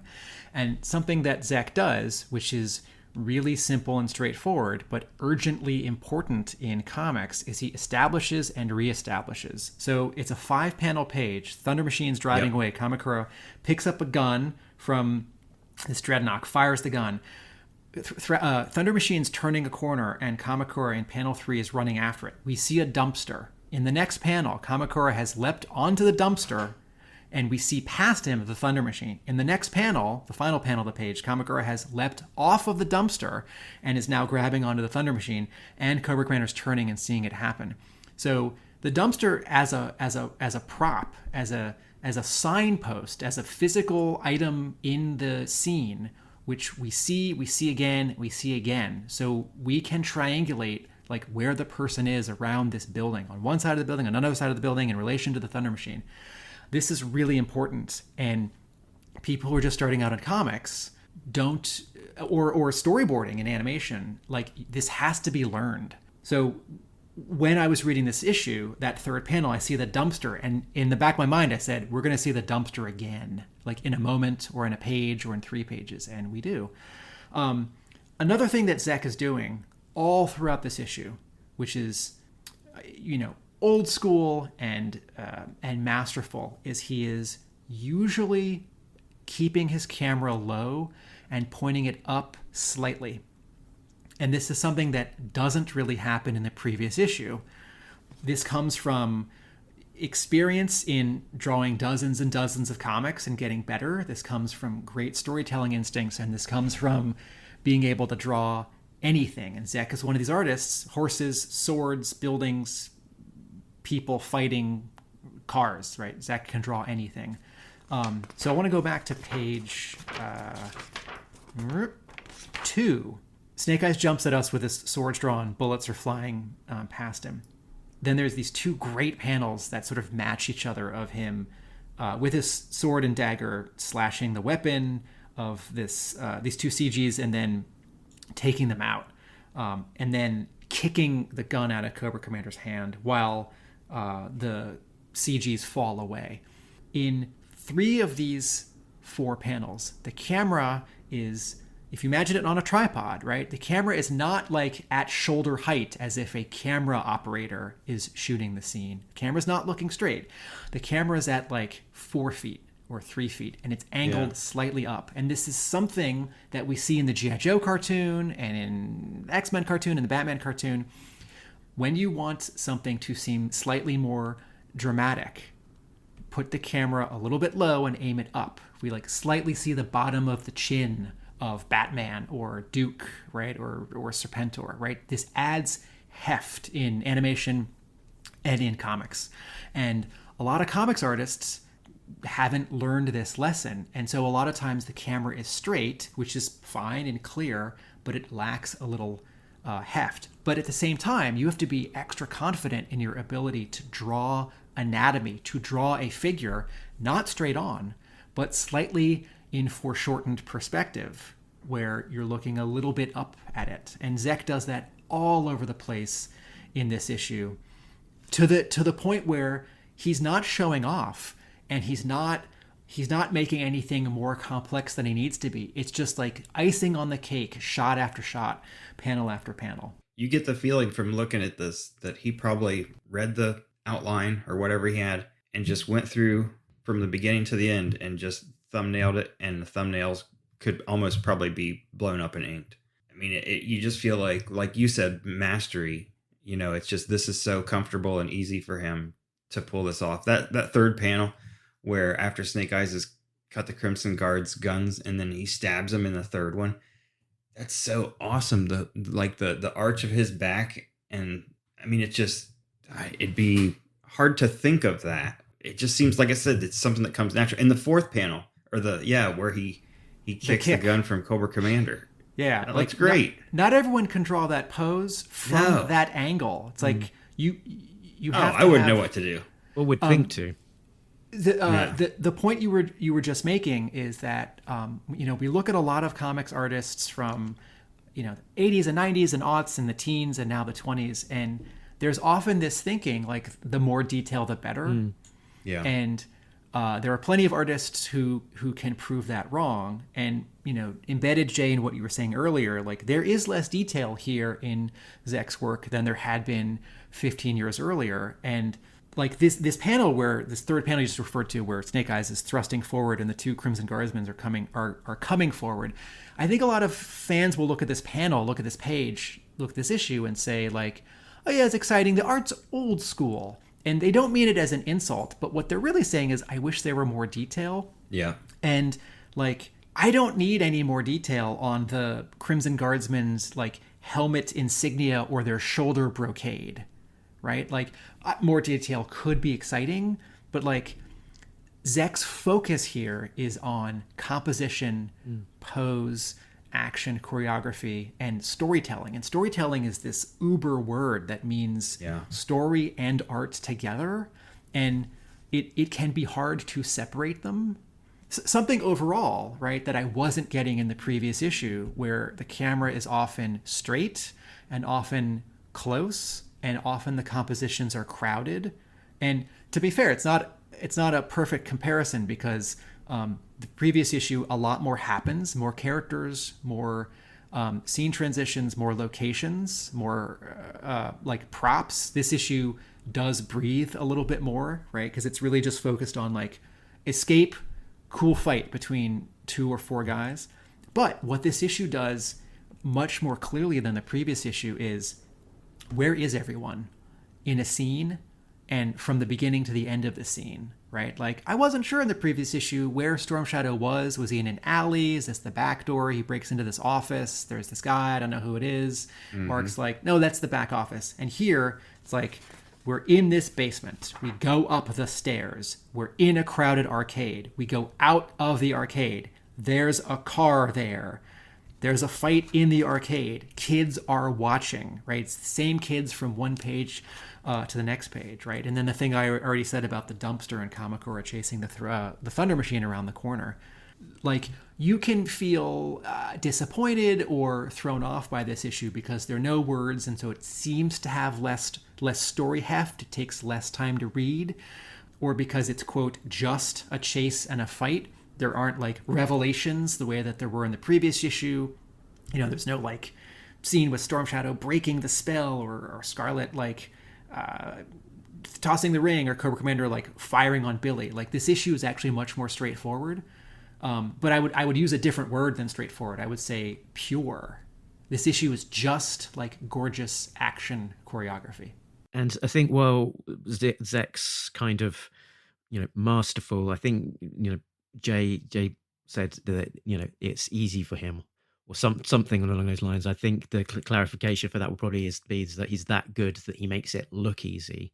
I'm sure that he found this. I'm sure he would have found this hard, and he would have worked hard at it to I'm not saying to make that it look as if it's easy. Do you know what I mean? When you're that good, sometimes it can look like something is easy to draw, rather than and particularly if you're pairing it back and keeping it as a more simple style. One of the things that I noticed here was quite how many of these panels, in terms of the background, either have no background other than action effects or the sort of the coloring effects that would have been employed afterwards, or minimal background, or enough to kind of frame the situation. And I had in mind partly as well our conversation last week with Nitho Diaz, who is much more focused on cramming in the details into the backgrounds, into the panels, that as a contrast between styles. Not that I'm going to say one is necessarily right or wrong. It's you can dial one up to the extremes of including loads and loads of detail, or you can pare it back, in as we're seeing in most of this issue, to there literally being no background or a hint of a background, or enough to give us a sense of place. There's another detail in that idea, which is you can have several panels with no or minimal background after you have properly established a background and where people are in it. And that happens over and over in this issue. I think Nitho Diaz was either sort of getting to that point, or I think he's learning it in his comics. So how do you guys feel? All right, so can I dial it back? Because we were just talking about the scene where Snake Eyes is kicking the gun out of Cobra Commander's hand, and just the immediate scene after that is Snake Eyes swinging at him with his sword and then his knife blade, and it being blocked by Storm Shadow. And that put me in mind of a parallel back to issue 21, almost a callback, where Scarlett was being attacked by Storm Shadow and had that sword thrown at her, and Snake Eyes is behind her and sort of reaches around and is able to grab the blade and block that attack. I don't know if Blaylock or Zek would have had that in mind, but yeah, an interesting reversal. The following page has another purposeful or inadvertent callback to 21. So Storm Shadow and Cobra Commander go up a staircase, and then there's this doorway, and there's a ninja in the doorway, right? It's Kamakura, and now you've got 4 guys fighting on this staircase with this doorway. And issue 21 is very much about this staircase, right, with the jail cell like at the bottom of it, and then a doorway at the top. And then later in that issue, there's a second doorway which is shaped differently, right? And like the red ninjas show up. And I also wondered while reading this scene, was Blaylock referring back to 21?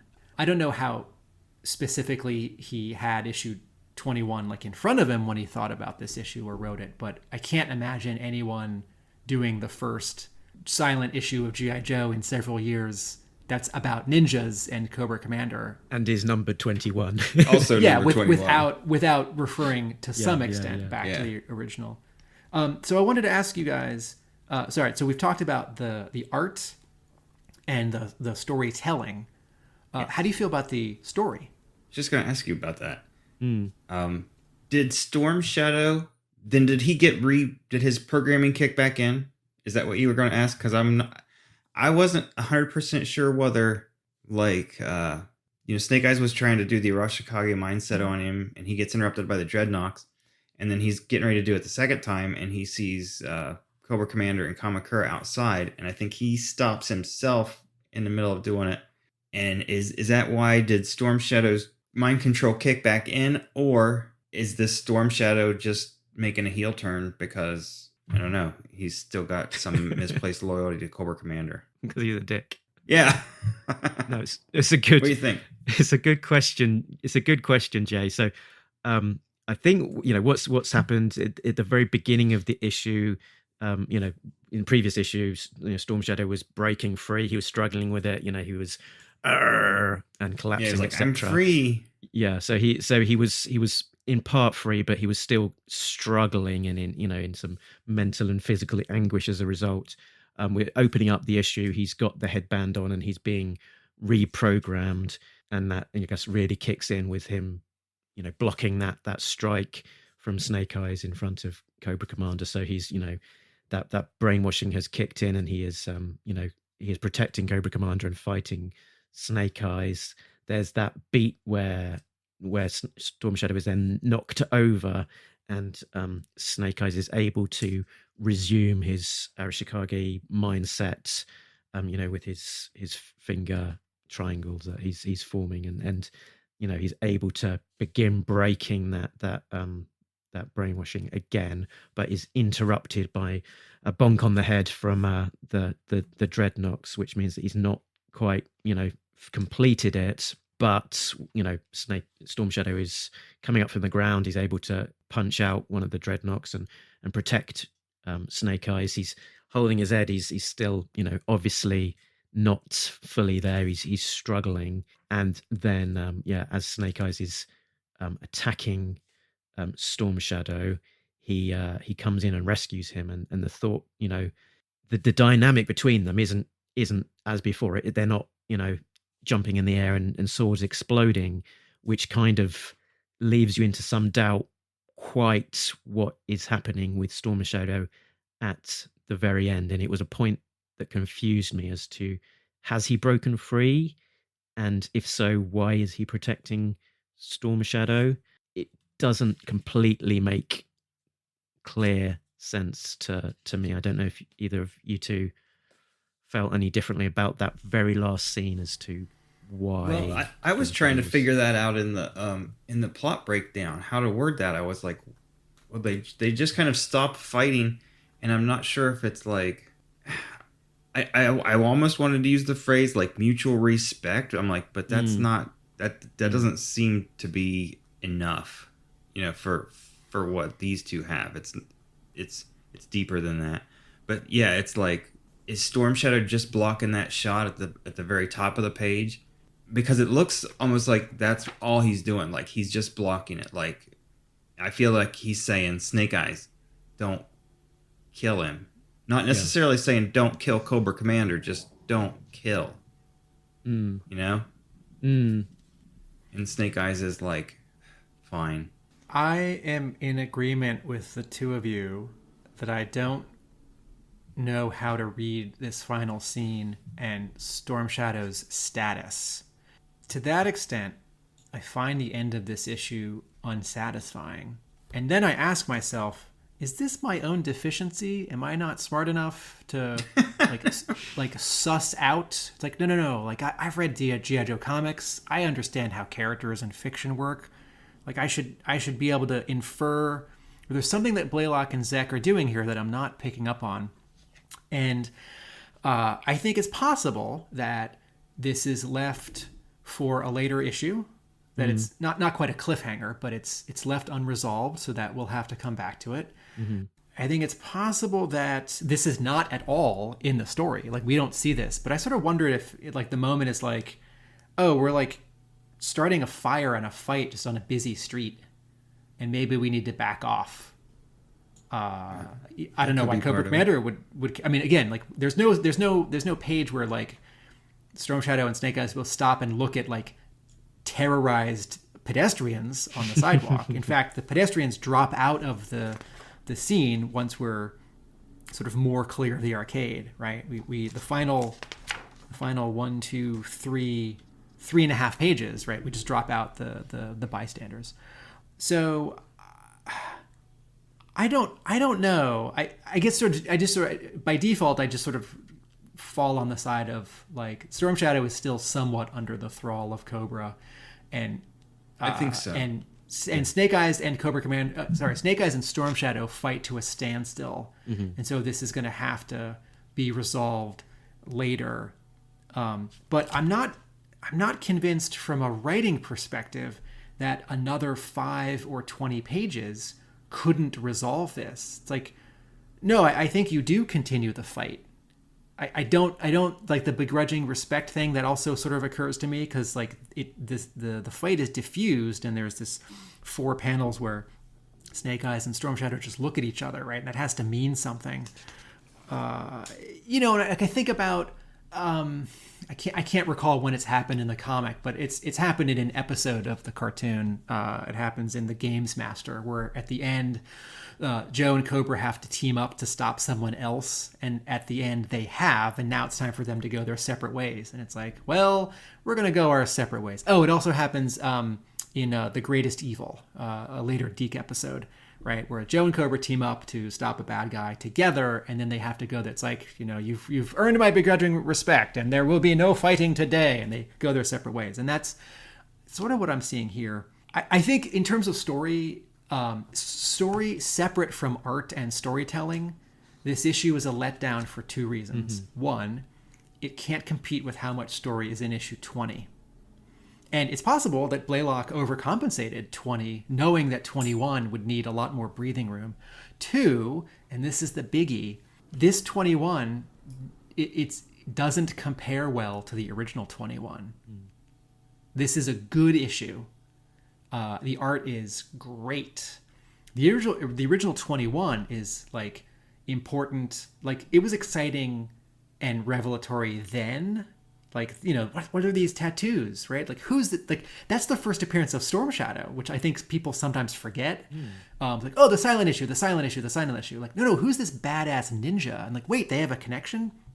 But also since then, right, and I use the L word sparingly, the legend of Silent Interlude has only grown. Like everyone talks about it. Like people who know comics but like don't care about G.I. Joe, or like who know the name Larry Hama, but it's like, oh yeah, he was a writer, right? It's like they know of the silent issue, and certainly it's a money thing that IDW did a hardcover just of Silent Interlude, but also like it's important enough that it can carry that. Jay seems to be hinting that like we don't need silent issues anymore because Jay, I'll let you finish that thought. I think the reason to be careful about silent issues is that if they are trying to do what 21 did, the original 21, they're probably going to fall short.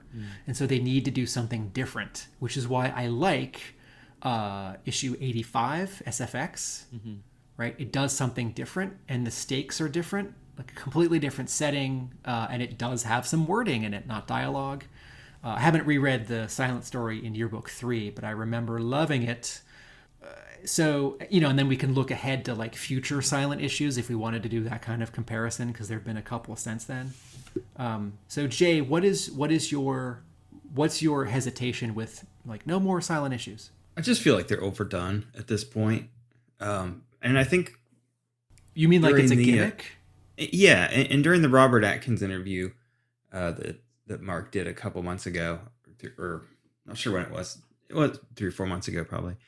They talked about how 275 was the I think it was a double-sized splash page, all splash Silent issue, and I remember Chief and Mark talked about it when they also reviewed the issue. They're like, the thing about the original Silent issue was Snake Eyes was breaking into a castle to rescue Scarlett. Everything had to be stealthy and quiet. 275 had a lot of explosions, gunfire, yelling. So it doesn't make sense for it to be a Silent issue. Same with this one. There's all kinds of gunfire, explosions, fire. I mean, I don't think, looking through this, I don't think that it needs a lot of words, and probably it might not need any, but it just seems like too much of a gimmick. It's too much of it's just a gimmick to me anymore. I mean, what made 21 special was that it was spontaneous thing. I mean, it wasn't intended to be a Silent issue. 3 months before publication, it was something that had to be done out of necessity, and it was done. And they just knocked it out of the park. And it seems like everybody since then has wanted to capture that, and they just can't quite get it. Mm-hmm. Some of those other Silent issues were really good, and this one I said was really good. I liked the choreography, and everything is really good. Blaylock did a great job writing it. Zek did a great job drawing it, putting it together. But I just don't feel like it needed to be a Silent issue. If for something like this is a bombastic, action-packed, loud issue. You want to do another Silent one, make it Tunnel Rat sneaking into somewhere and stealing information, but not something like this. And that's my thoughts on it. Yeah, as just to round out the discussion about the Storm Shadow kind of motivation at the end. I think we've got it really, that he's somewhat broken free. The brainwashing is still there, and that's what's led him to save Storm Shadow, maybe partly protecting Snake Eyes from himself in terms of delivering that killer blow. The whole motivation isn't there absolutely on the page. At the previously box in issue 22, it gives us a little bit more of a explicit description, which is that Storm Shadow had temporarily broken free of Cobra Commander's years of mind control. However, Cobra Commander intercepted the group before Snake Eyes was able to secure Storm Shadow's mental state through ancient ninja techniques. After a battle that left a small part of Los Angeles in shambles, Storm Shadow re-swore his allegiance with Cobra, leaving Snake Eyes to the realization that his friend was lost. So he was, not able to fully break him free. And I think this could be slightly more explicit in those last couple of pages. But as well, I think what's happening is that Kamakura is in a bad way. He'd been involved in a crash in the Thunder Machine. He'd been thrown off of the vehicle and was kind of lying around. It's quite a violent crash. He was lying on the ground unconscious, and Billy had a shot to the gut or the shoulder, depending on which panel you're looking at, and he's in a bad way as well. So I think part of the way of leaving it on the Joe's side is and could just be maybe a bit more emphasized, is that they're in such a bad way, and Snake Eyes can't pursue the fight any further because he needs to get needs to rescue his friends and get them some medical attention.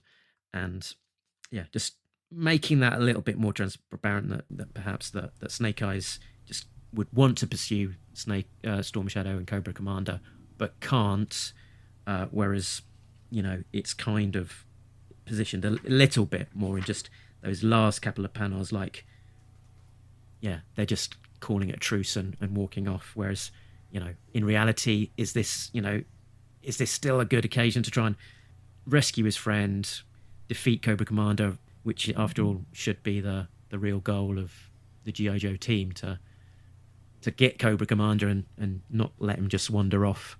Yeah, this is a good point, that on that final page, if Snake Eyes is like rushing to scoop up Billy, and if Kamakura doesn't stand up on his own and walk away on his own, having been thrown from a car, or Snake Eyes is like looking back and forth, like at Cobra Commander, Storm Shadow, and then at his two injured friends, like left, right, the urgency would be clearer.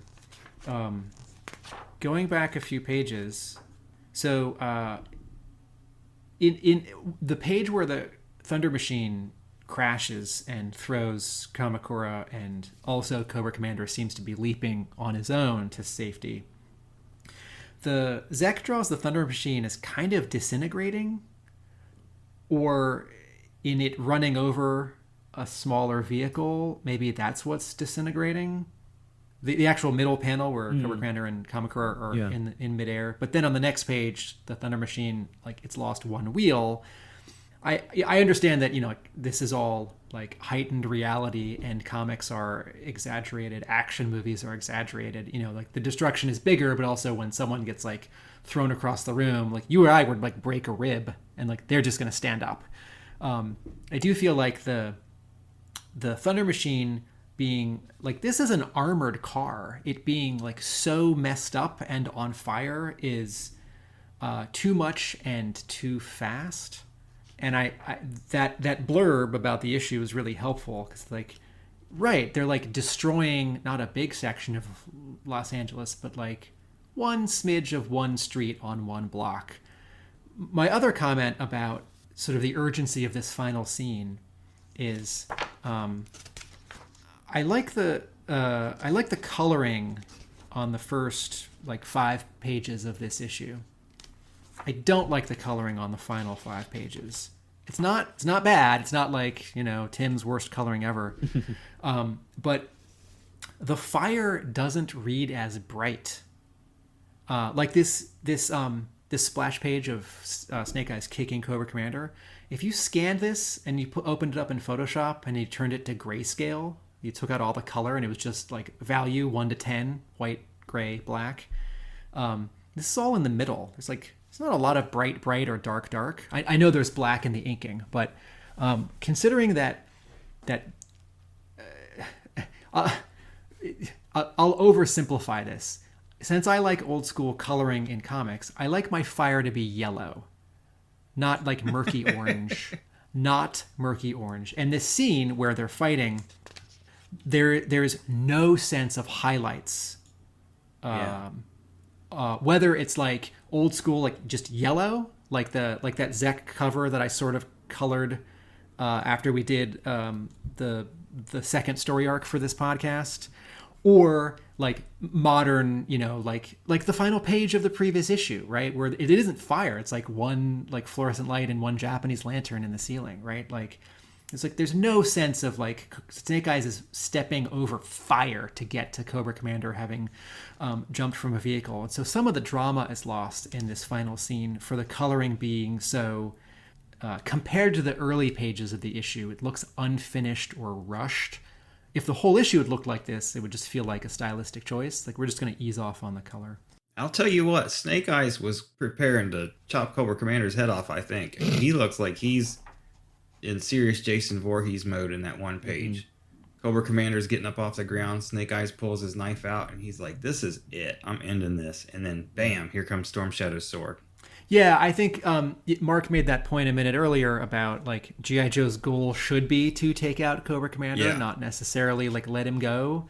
It doesn't sort of follow the rules of loyalty, camaraderie, like G.I. Joe as like stories for kids, but like, yes, absolutely. If you can chop off Cobra Commander's head and then like your friend bleeds out and your like apprentice, who's like also a Joe, gets killed. It's like, we've lost more Joes for less. Mm-hmm. Yeah. So like, no, I don't actually think there should be a story, as much as I want to see it, where someone or Snake Eyes actually kills Cobra Commander. And what is it? Issue 97, 98, where Snake Eyes gets to the top of the Cobra consulate building and puts a dagger up to Cobra Commander's neck. Right? Cobra Commander's like, everyone back off, everyone back off. And I have to remind myself of that scene every time, years later, Cobra Commander is particularly wary of Snake Eyes, because more than any other Joe, Snake Eyes has now on more than one occasion come really close to ending Cobra Commander. Even if he doesn't always say it, or there's not always a footnote to remind us. Like I said, just imagine. Snake Eyes doesn't talk. Jason Voorhees doesn't talk. Snake Eyes is just stalking him. He's like, I am getting this horny teenager right now. I'm going to talk about Mike Zeck's art for a second. There's something that he does more in his later art and less. It's like we're not really seeing it in like, his Punisher portfolio and, issue 1 of the Punisher back from like 85, 86. Zeck is slightly cartooning here, and you can see it in the like faces of these other Dreadnoks. Like this panel where Snake Eyes is like elbowing the Dreadnok with the sunglasses and the mustache and the like short orange hair. Like that mouth, it's a left page on the bottom of the page, still in the arcade. And then the next page, when Snake Eyes is looking past the 4 kids out the window, seeing Kamakura on the Thunder Machine, like we see 2 kids who are like facing the camera, and they have what you might call like they're drawn simply with not a lot of detail. That is true. It's not fully accurate. What Zeck is doing is he's cartooning. He's exaggerating their faces a little bit, like slightly bigger eyes, slightly bigger cartoony mouths. And this is something that sometimes doesn't feel like it fits with sort of a more like crisp, quote, realistic Mike Zeck style, or like doesn't feel like it fits in the world of G.I. Joe. But there's such a variety of artists, and like scene to scene artists will exaggerate one thing more than another. So I really like this, and I see a version of it in those like most intense Punisher pages, like issue 1 of Punisher #1, or the like Punisher portfolio that Zeck did at the time, where like Frank Castle's eyebrows, like he's frowning so much, and it's like his eyebrows are like 10% bigger and more exaggerated, and his eyes are like 5% smaller than normal, and his chin is like when Zeck draws Captain America, like big chin, big chest, Zeck is slightly cartooning. And I don't think we chalk it up to that word, because it's like, oh, he's a superhero, he's exaggerated, but like when this mom in the car, the scene that Jay pointed to with the kid in the passenger seat like playing with 2 toys, which is, by the way, a cute bit where there are these two parallels, these 2 echoes, where in the arcade, one of the video games is called Ninja Attack, right? During a ninja attack, Snake Eyes and Storm Shadow in front of it. And then a couple pages later, like ninja getting thrown off a car, and it's about to hit a car. And in the passenger seat is a kid playing with 2 ninjas, right? Like I like that because it's not overdone. But that mom has like a cartooned face, even though it's like not detailed at all when she's gasping as she swerves out of the way. There was something as well, talking about Zeck's style here, which sort of I noticed is the actual look of Snake Eyes' face, and specifically his visor, that Zeck, I think, drawing Snake Eyes as a solo illustration, and certainly you'll see it from like any of his recent commissions or sketches of Snake Eyes, is he will draw that visor looking quite different, and a lot of detail in the lighting of the visor, the kind of the effects that you see in terms of the whites and the blacks reflecting in the shape of it. Here it is a very simple visor, sort of right to left, and either 3 or 4 lines reflecting, reflecting the shape of the visor lines. And I'm entirely sure that, if he was to draw that as a solo illustration, he would draw it quite differently. But the fact that this is a Snake Eyes heavy book with a lot going on, he has decided to pare it right back to quite a basic, unshaded shape. And given that he's going to be drawing it across 22 or so pages, appearing several times on each page, make his life a little bit more straightforward, and I guess the page itself looking less busy. Zek is also drawing a rounded Snake Eyes visor, which is not the same thing as the cover to issue 53, where it's more triangular. There's like a left side and a right side. And I do prefer the more triangular one. But again, man, whole issue of Zek, I'll take it. I wanted to hop back to one other color thing, like page 5 or 6 or 7, where Snake Eyes and Storm Shadow have jumped up in the air and slashed at each other, each and it with looks their like swords. A giant explosion.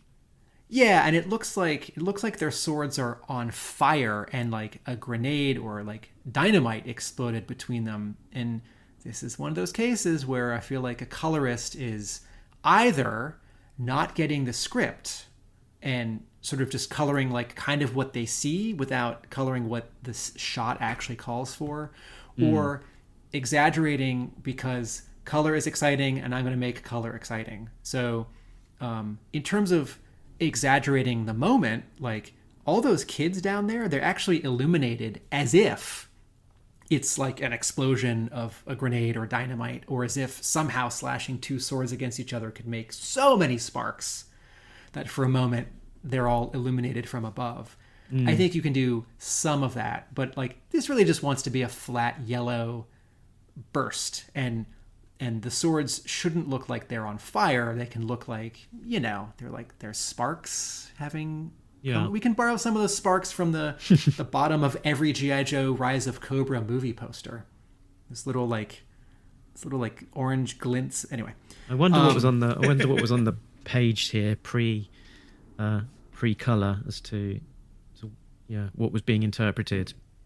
Also, the ceiling, like this shot looks like it's outside. Yeah. Like that looks like a weird, like angry storm cloud nighttime sky. And, Zek and Beatty didn't draw like a grid for a ceiling or like lights.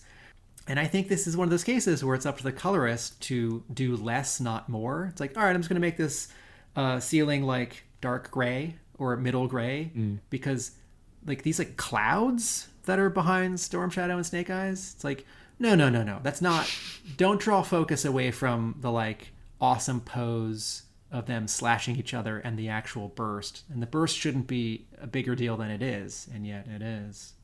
Yeah, I'm not sure what's going on with that. I mean, it looks like they both have lightsabers or something. Even in the next panel when Snake Eyes runs his sword through the video game. The trail. Yeah. It's a trail of fire.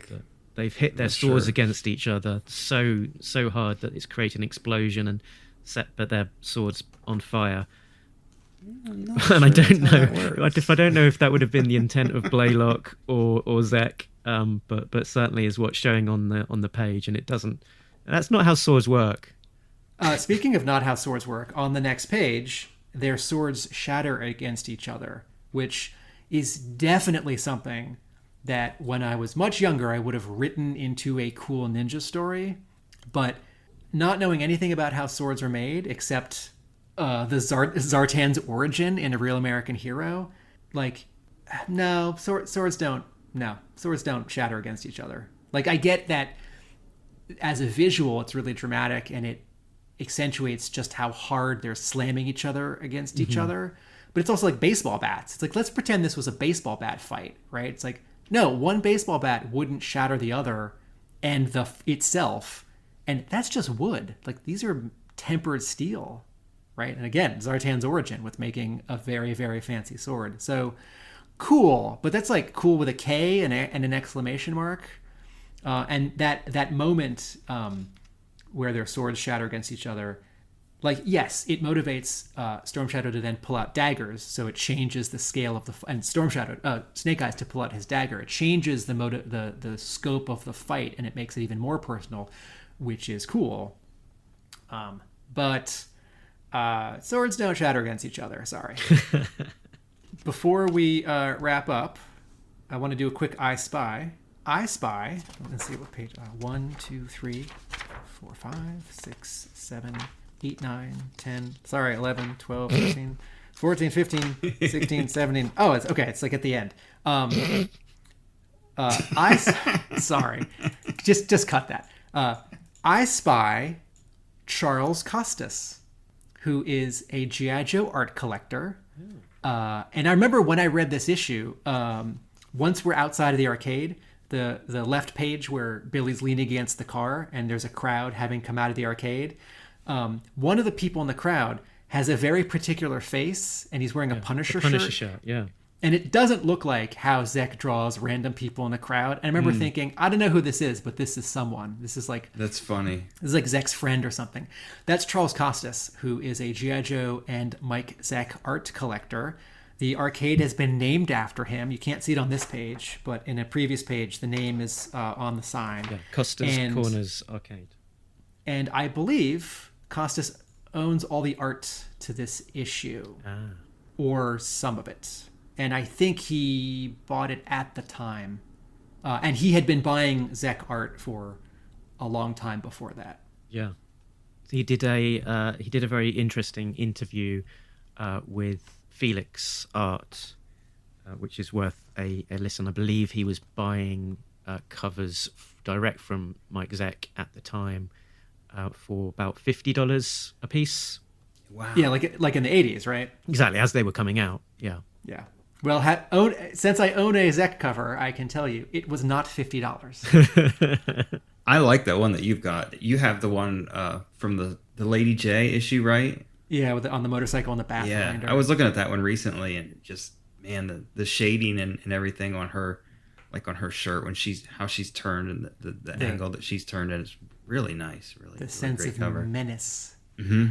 Any wrap up thoughts from the two of you? Yeah, I had an I Spy as well. So I Spy Dreadnok Burnout, who is the Dreadnok, who is the one who doesn't have a knuckle duster around his neck. He's the black guy with the dreads. That's right. I was going to ask you guys if that was the character. I had seen a toy called Shadow Tracker or something like that, and I thought that might have been him. No.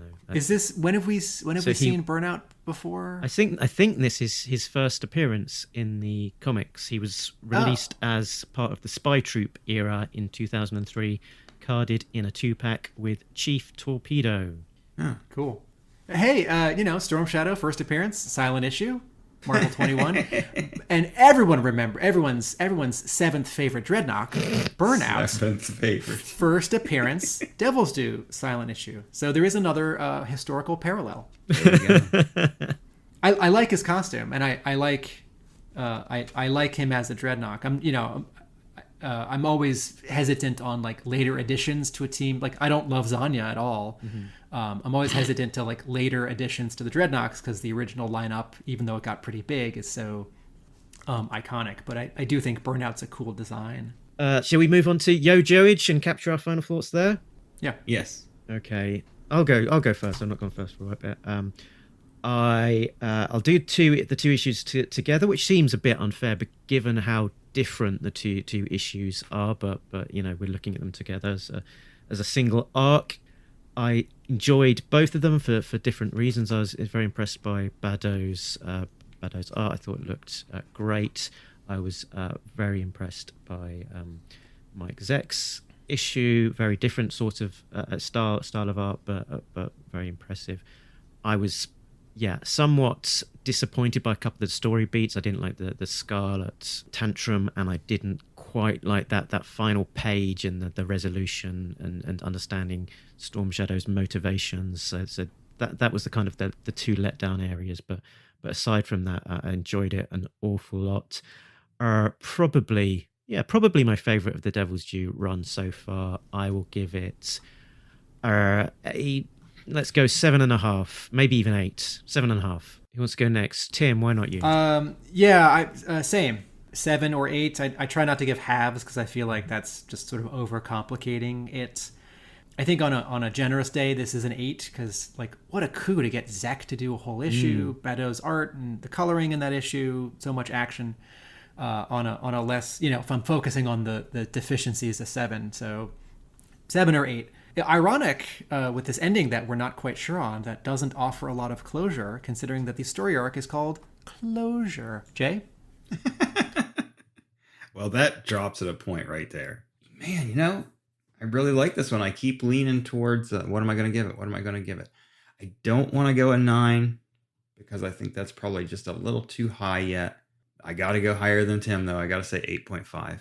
This 2-issue arc was probably my favorite that we've read so far. Man, that first issue. I would love to have, like, even if he only did it twice a year, maybe 4 times a year would be great. If we could remember the prestige format books like Mojo Mayhem. If we could get Badeau to do a G.I. Joe, 1 or 2 times a year, that's this good, I'd be willing to pay $5.95 for that for sure. I mean, just the artwork is fantastic and really, really did a lot for me as far as that first part was so strong. And you had a lot of really great story beats too. Cobra Commander shooting Billy. Just the story flowed really well. Worked really well for me. Yeah, really high. I'm going 8.5. My overall thought here, because I'm still seeing this in the scope of the previous 19 issues of Devil's Due. And I know I've been really hard on the Devil's Due series, right? And I know I get really cranky about comics, right? I make them, I sell them, I buy them, I talk about them, I teach them, I think about them all the time. I read a comic every day. The issue 20, this is what issue 1 should have been. Like the series, if number 1 had came out and looked like number 20. The series should have been like that. The series should have been this good looking. Like, remember we were commenting on the lettering, right? Like, yeah, like issue 1 should have had this much care, and if not issue 1, then certainly like issue 3. But the Devil's Due series, like it can do like story left turns and character introductions that like Changing Bazooka, Kamakura is not my favorite, but just in terms of like raw making comics, I'd have a very different relationship to the Devil's Due era if the series had looked like this in its first year. Mm-hmm.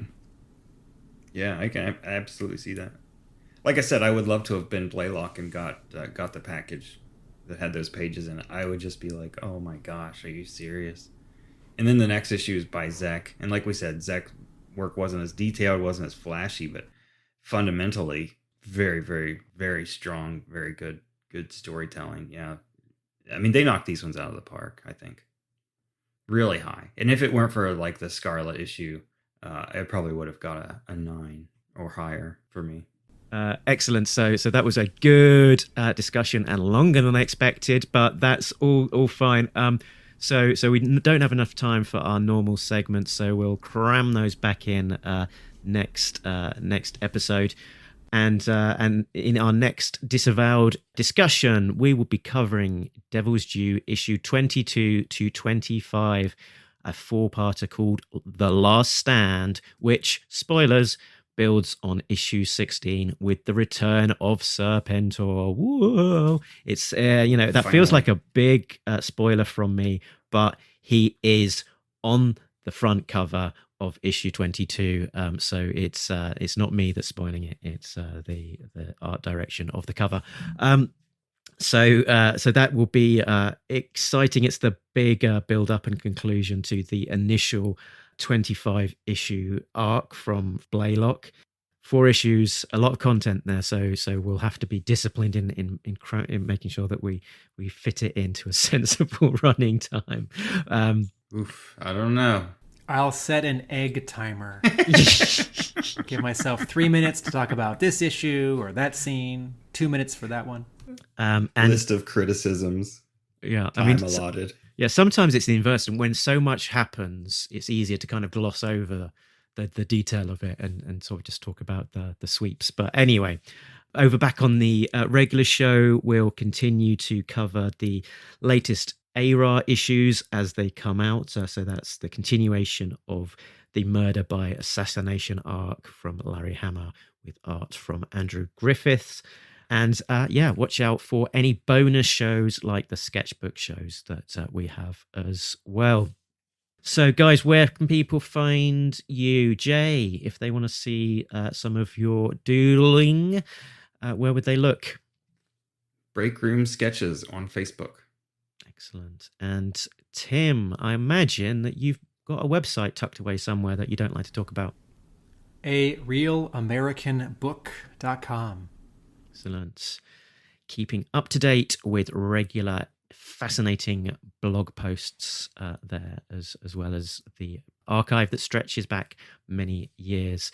And you can find us in the usual places. talkingjoe.co.uk is the website that has links to all of those places that include Facebook, Twitter, Instagram, and contact details. We are also on Patreon. A big thanks to all of our backers, Richard, Sam, Jay, Bill, Christopher, and Justin, who are all getting early access to episodes as well as exclusive content. And that leaves us to just say that when all is said and done, you can catch us down the road. Because we've been Talking Joe. And we're all out of Joes. Laters. You guys don't want to go to 3 hours?